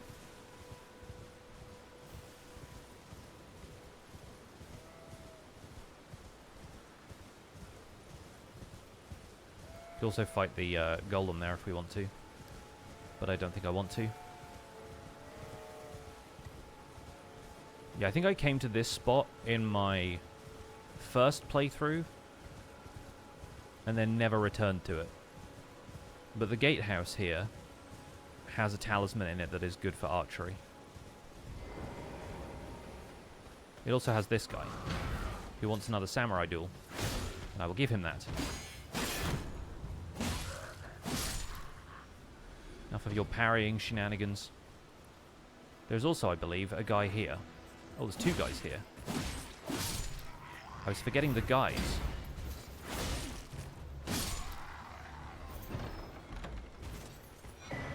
Nice. Okay, cool. So now we have 2 arrow-related talismans. Those will stay equipped probably for the remainder of this playthrough. Even if other talismans would probably be better for my survival. How's Elden Ring? Elden Ring's pretty good. This is my 3rd playthrough of the Elden Ring A-Z. This is a challenge I've set myself where I want to play through with every weapon in the game in alphabetical order. It's going alright. It's going alright so far. Definitely some improvements needed here and there. Honestly, at this stage, I should probably be looking for smithing stones instead of trying to do Stormveil, like, right now. Oh, Roderica's still here. Weird. I think you have to go into Stormveil or past Stormveil for her to really change positions. But I have 11 smithing stone wands, so I can upgrade my katana if we get, like, 1 more, which there are so many of them around, you can literally get them off guards half the time. We could go south and do stuff in Weeping Peninsula, because that will also help with survivability. We can get, like, flask tiers and stuff like that. So you change the weapons in between. So we start a fresh character every run, with the aim of finding the weapon as quickly as possible, ideally. And, yeah, like, every run is different. Like, the loadout changes, the weapon changes. We don't start with the weapon either. It's not like I cheat it in for myself. I basically decided I was going to make a mission out of finding the weapon each time, and I think, honestly, it's more fun this way, because then you get to experience areas of the game that you wouldn't normally go to on a standard playthrough, because that's where the weapon that you need for the run is.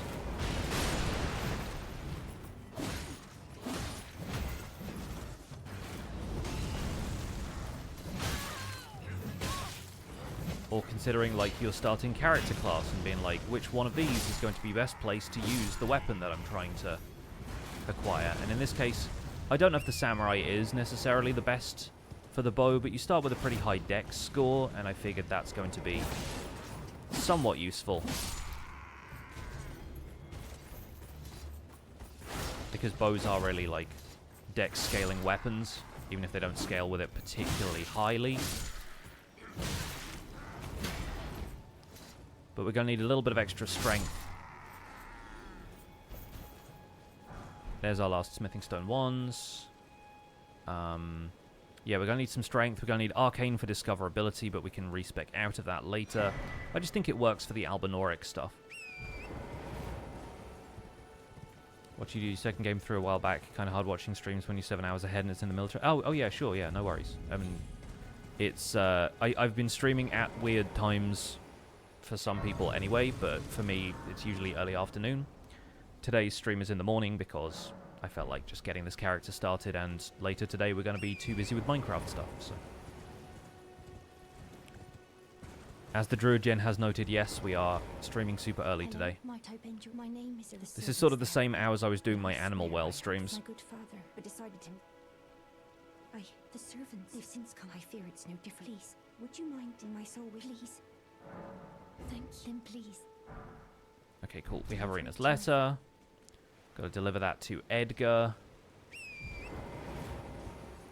Good to get into the habit of going to the Relicaria Crystal Tunnel early each run to get the bell for smithing 1s and 2s. Yeah, I feel like you get enough smithing 1s for most playthroughs, because I'm only ever going to be using 1 or 2 weapons. I don't need to buy a ton of them. The 2s is a different story. I think the 2s are going to be kind of nice to acquire,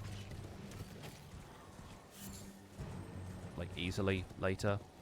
Oh, this I'm actually going to get because it gives us the Ash of War for Mighty Shards. If the bug will let me kill it anyway. There we go. Just in case we need to reassign that later.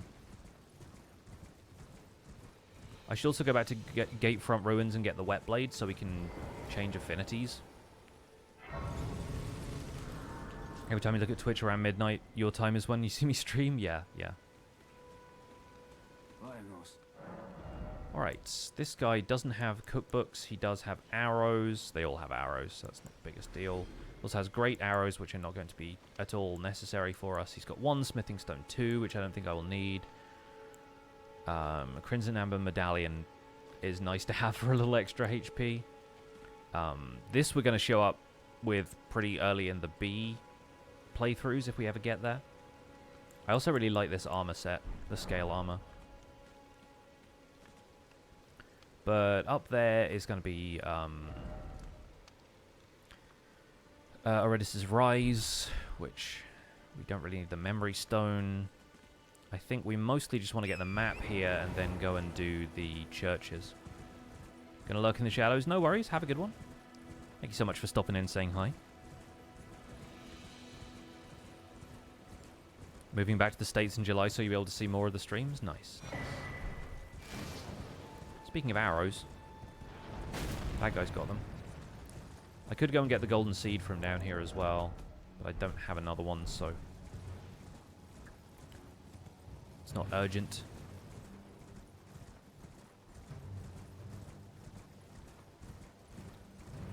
Let's go and do Ailing Village first.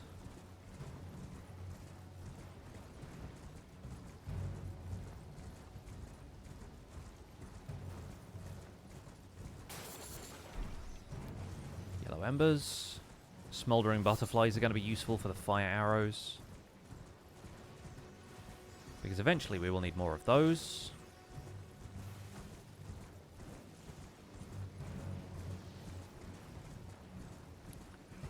Really what I'm here for is this. And this. And I'm away. Like I was never there.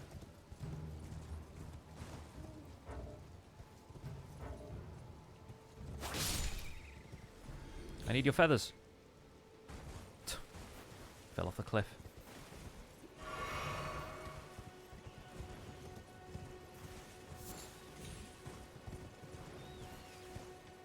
Oh, the rat followed me. No. I'm just here for the feathers. Oh no, I got an egg instead.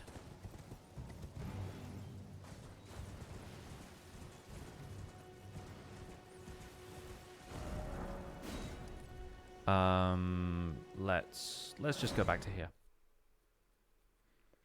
What item did I choose to start with? I think I started with a golden seed.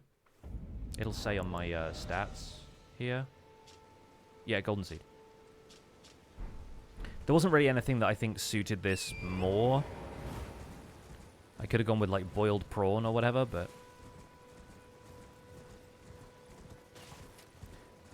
I don't think I've ever started with Shabriri's Woe. There's just kind of no need for it, you know?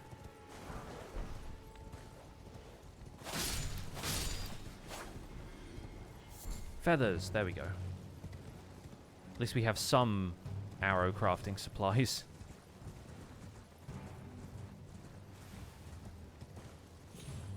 We'll get this grace, we might as well. Pretty much always start with gold seed or fanged imps. Yeah, fanged imps is good if you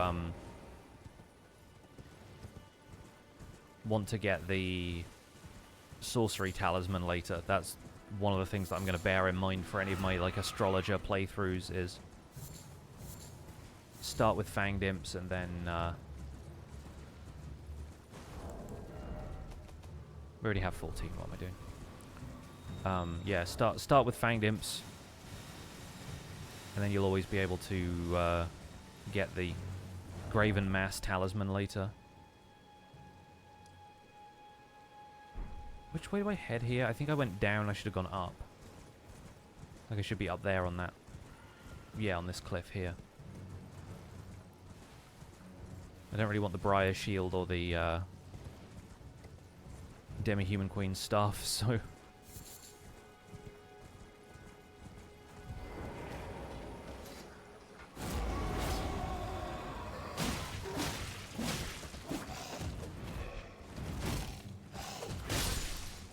alright. Traded a little bit at the end there, but I'm glad we did it. I'm personally a medallion starter. Yeah, I think I started with that to begin with, because I was like, I don't know what any of this stuff is, And something that gives me more health sounds like an excellent idea.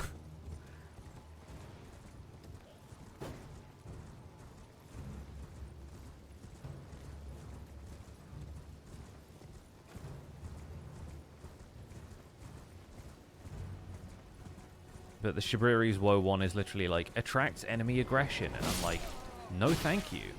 Not for my first playthrough anyway. What you blowing that horn for, bud? What are you doing that for? For these two squirrels?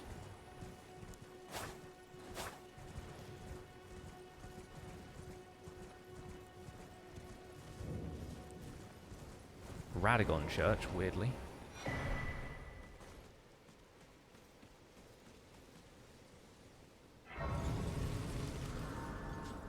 Alright, so that is 2 Sacred Tears.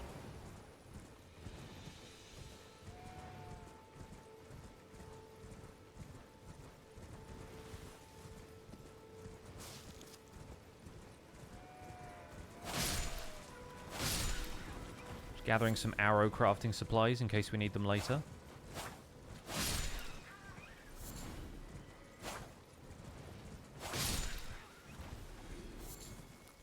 Some more beast bones.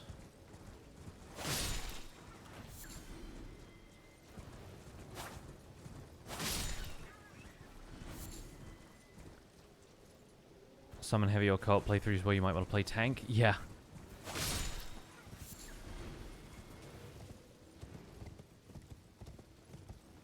Yeah, I imagine it's fairly difficult to play co-op like with the default setup. So grab some Trina's lilies as well in case we want to do sleep arrows later. Or sleep pots. But yeah, doing a co-op playthrough without seamless co-op must be kind of a pain, but I can see it working.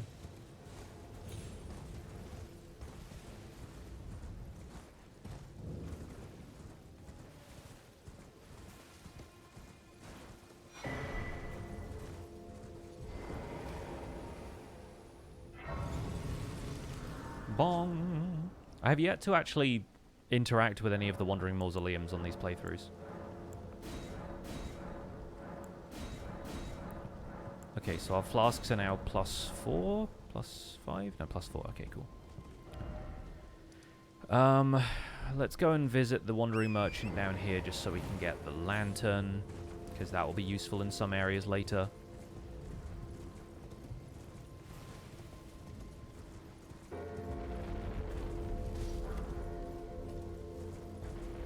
There is a clip from my co-op playthrough with Zloy XP where he saw one of the octopi on the beach jumping and he went, "Oh my god, it leaps!" And I play that in my head every time I go past one of the mausoleums that does like the jump.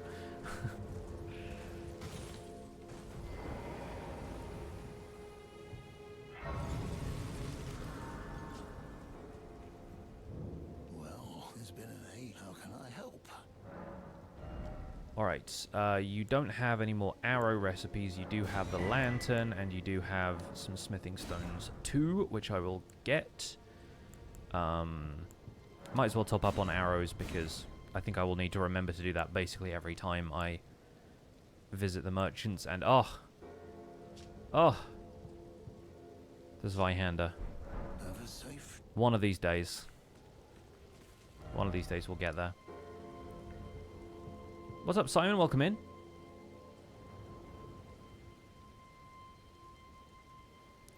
So, we could obviously go to the tunnel here. We could go and fight the Erdtree avatar there. We could go and do Castle Morn. Want to rewatch Sloy's run so bad. It's fun. It's a fun time. We also have the Mistwood, but I think what I want to do is go north to Rea Lucaria and get some smithing stones there. We'll go to Liurnia. We'll start opening the map up. We fought Margit now, so we at least have inroads to Stormveil Castle. I want to be able to upgrade the bow a little bit more before we fight Godrick.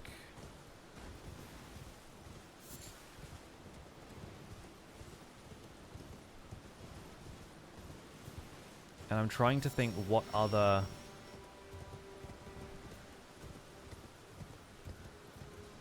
talismans and abilities and stuff will be useful. I think we might need to start, like, after I've got the Albinauric Bow, we might need to start, like, stacking buffs. Whether it's through Ashes of War on, like, secondary armaments, or whether it's actually getting a Sacred Seal and learning, like, Golden Vow and Flame Grant Me Strength and stuff. Oh, also, while I'm making my way through these darker areas, I should probably equip the lantern. There we go. I always set up my pouch the same way. Horse on down, lantern on up. And then summons on left and right if I ever use them. Which this time around I probably will. That also means I should probably do some of the catacombs at some stage, because we'll need Glovewort if we're going to upgrade the summons.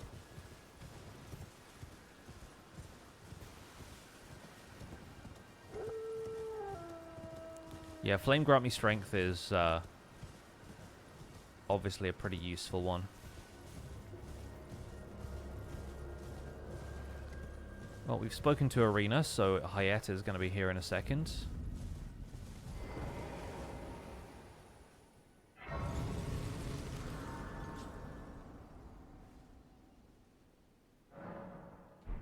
And there she is. Won't worry about that for now. Another Sacred Tear in here.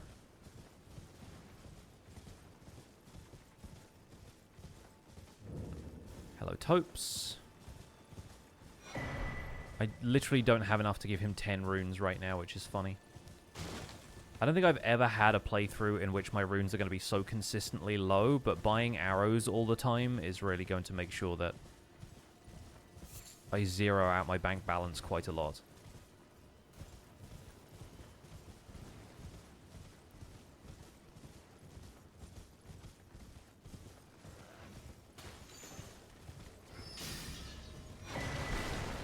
The Glintstone Craftsman's Cookbook, I believe, gives us the ability to craft magic arrows at some stage. I'm not sure if it's that one or a different one.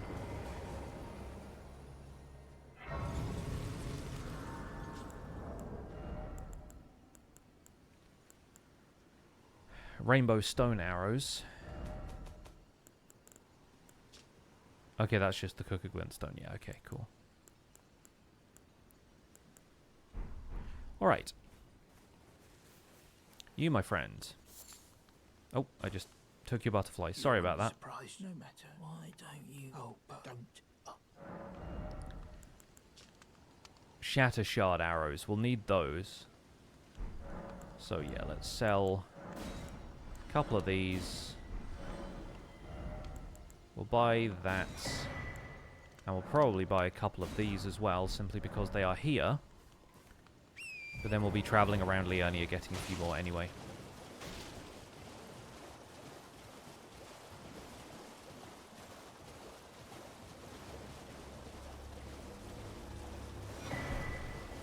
Fun fact, you can pick up the maps through the back of the monuments that they appear by, so if you're annoyed about getting jumped by all of those guys in front of it, just ride behind it.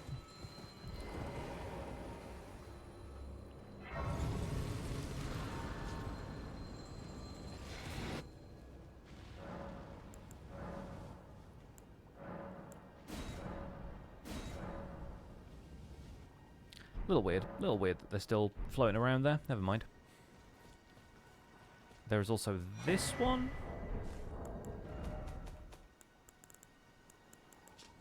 Freezing grease. Makes sense. Makes a whole lot of sense.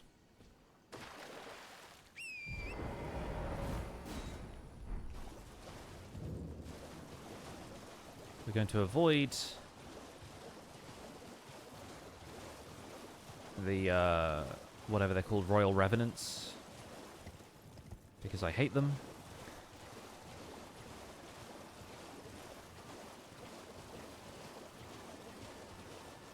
Instead we go up the road to see Raya. Hello. Raya Lucaria. Hello, it's rather my mistress. But I was a... Could I ask that thug only if you've... Oh, what a blessed thug should please.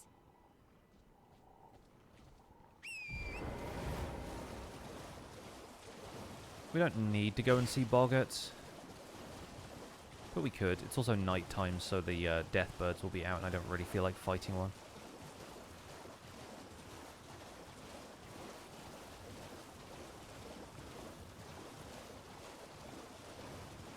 Instead, we will go north to the gazebos and potentially be one-shot by lobsters.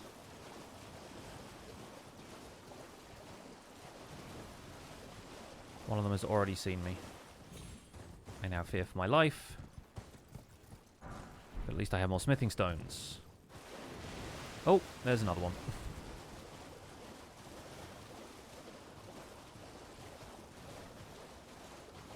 The grace is over here, as is the map, so that's good. Selling the runes to get equal currency back feels like when you're a small asking your elder pistas to open for you. I don't know what that means.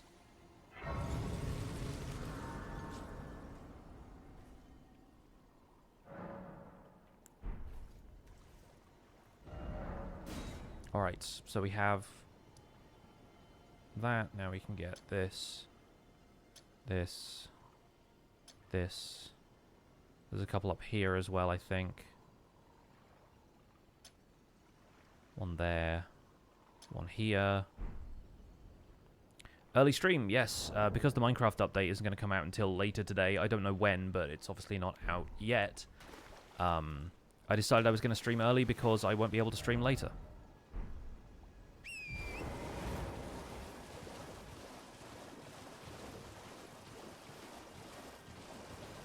And I decided I want to stream Elden Ring because if I stream Minecraft right now, I'm just going to make, like, a little bit of progress that could be saved for a video.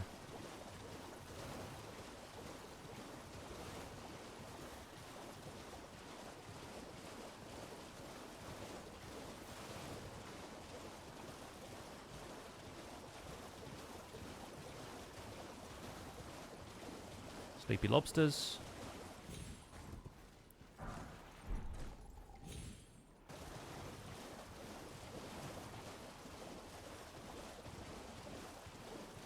I think this one is the Folly on the Lake Grace.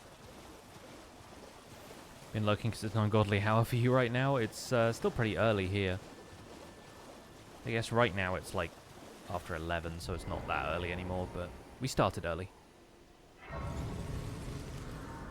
I think I'm probably going to wrap up after we've got a few more smithing stones, mostly because I'm starting to get a little hungry. I need some breakfast.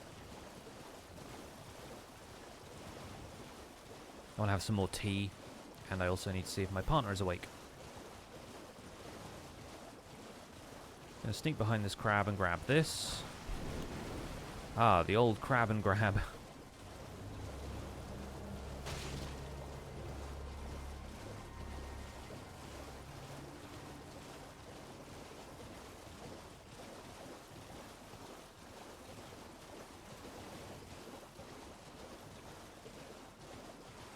Was that a link? I think if you put a period in there anywhere, it will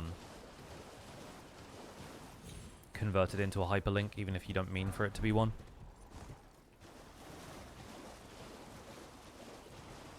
Ignore the octopi. Ignore the octopi. They don't exist. Fear is the mind killer. There's a lot of them around the temple quarter, though.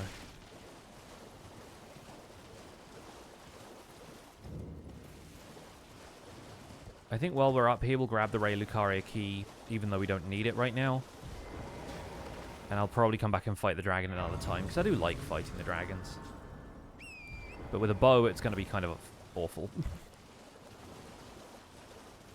Involves looking at the business end of a dragon a little bit more than I would like. It's 3:12 AM for you. Ah, the other side of the world. What's up, Smaug, or whatever your name is?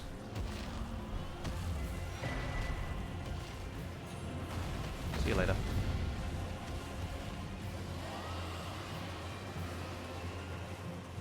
It's pretty slick, though. Pretty slick, I think. Good heist. You know me, I love a heist.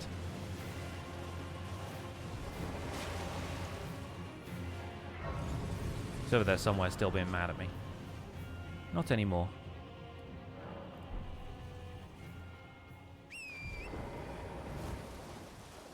There are horsemen patrolling this one. Fortunately, I too have a horse. Ring ding, ring ding. And finally over here somewhere. Oh, wait, no, that one. We'll do this one too. I'm pretty sure there's one that I always mark and then it turns out to be a teleporter that leads somewhere and I forget where.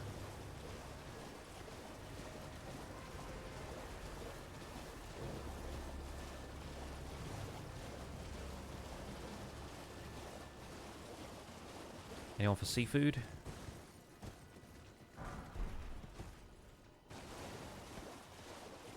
There's also an abductor virgin down here, but I don't think it's actually one that transports you to Volcano Manor, which is annoying. It would be nice to get one of those without going into Rey Lucaria for the next run, where we will need to get to Volcano Manor. I only discovered from watching, I think Biotic Nova stream, that you can actually get into the main body of Volcano Manor from the abductor thing. Like, there's just a ledge you can slide down, and then you can just be in the prison town. And I'm like, okay, great, that's incredible. Actually, I might go over here quickly and grab the Grace at the mine shaft. Just so we can come back here for more smithing stones if we need them later. Without having to make the trek again. Alright, I'm a little bit further south.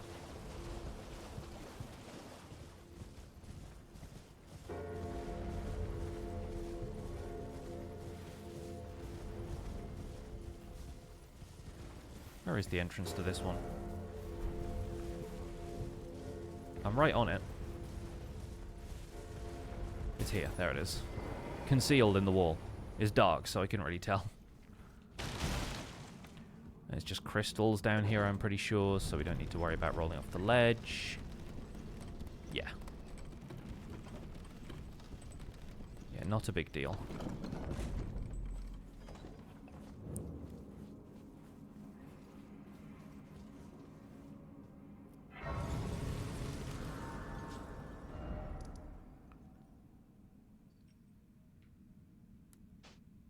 But for right now, I think I'll leave again. We can teleport back there if we want to.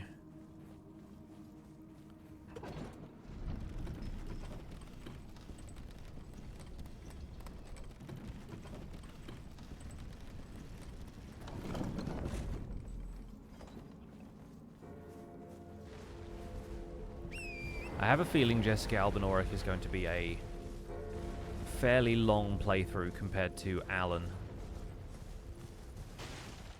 Alan's objectives were relatively simple. Acquire one sword and beat the game with the one sword. But I don't feel at all confident in my ability to beat this game with just the bow. So we're going to do a little bit of soul searching later to see what the actual character build here really is.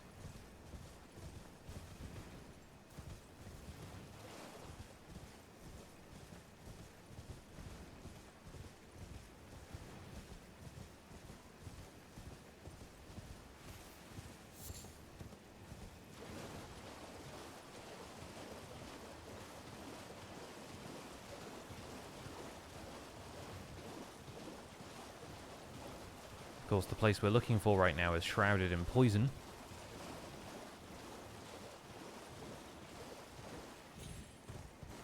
But that's fine. It has the smithing stones we need, and we can leave again.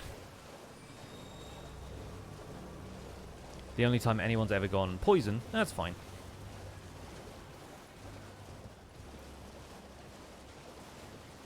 Grab the Grace over here too. Get to Eastern Tableland later, go and see the Turtle Pope.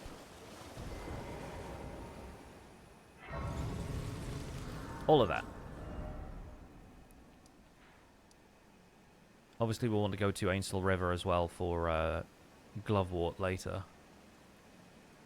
But that seems pretty good to me. Where are we at in terms of smithing stones? Alright, so we've got enough to level our bow up to like +8.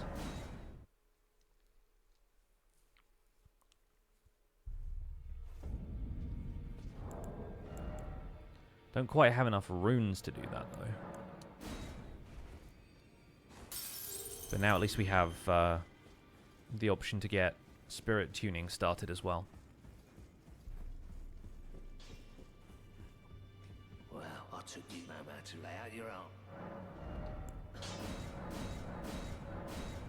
Okay, we can get the bow to +7, but then I run out of cash. That's fine. We also have enough to level the Uchi Katana to like +6, which is good and useful because I will need a melee option.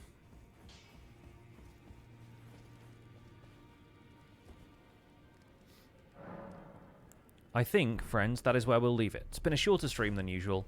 We've done 2 hours worth of Elden Ring. A lot of it has been set up, and I might do a little bit more grinding for materials between streams. But I also don't want to be tied up on my computer too long this morning because we've got other bits and pieces I need to do with my day. And sooner or later, the Minecraft update's going to come out.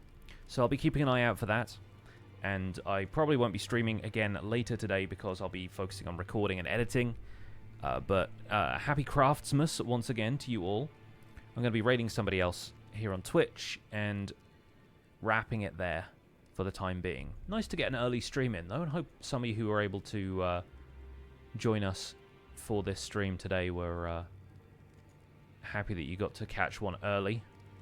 I'm going to send you folks over to Rendog, who's doing a morning base grind stream over on Hermitcraft. Our good friend Rendog. He's up in his Gigacorp setup, looking like a spaceman these days. So go say hi to Ren for me, and I'll be back maybe over the weekend. Should be able to fit a stream in on the usual time on Sunday. And yeah, we can all celebrate Father's Day with your internet dads, I guess. Have yourselves a good one, folks. I'll catch you soon. Take care. Bye for now.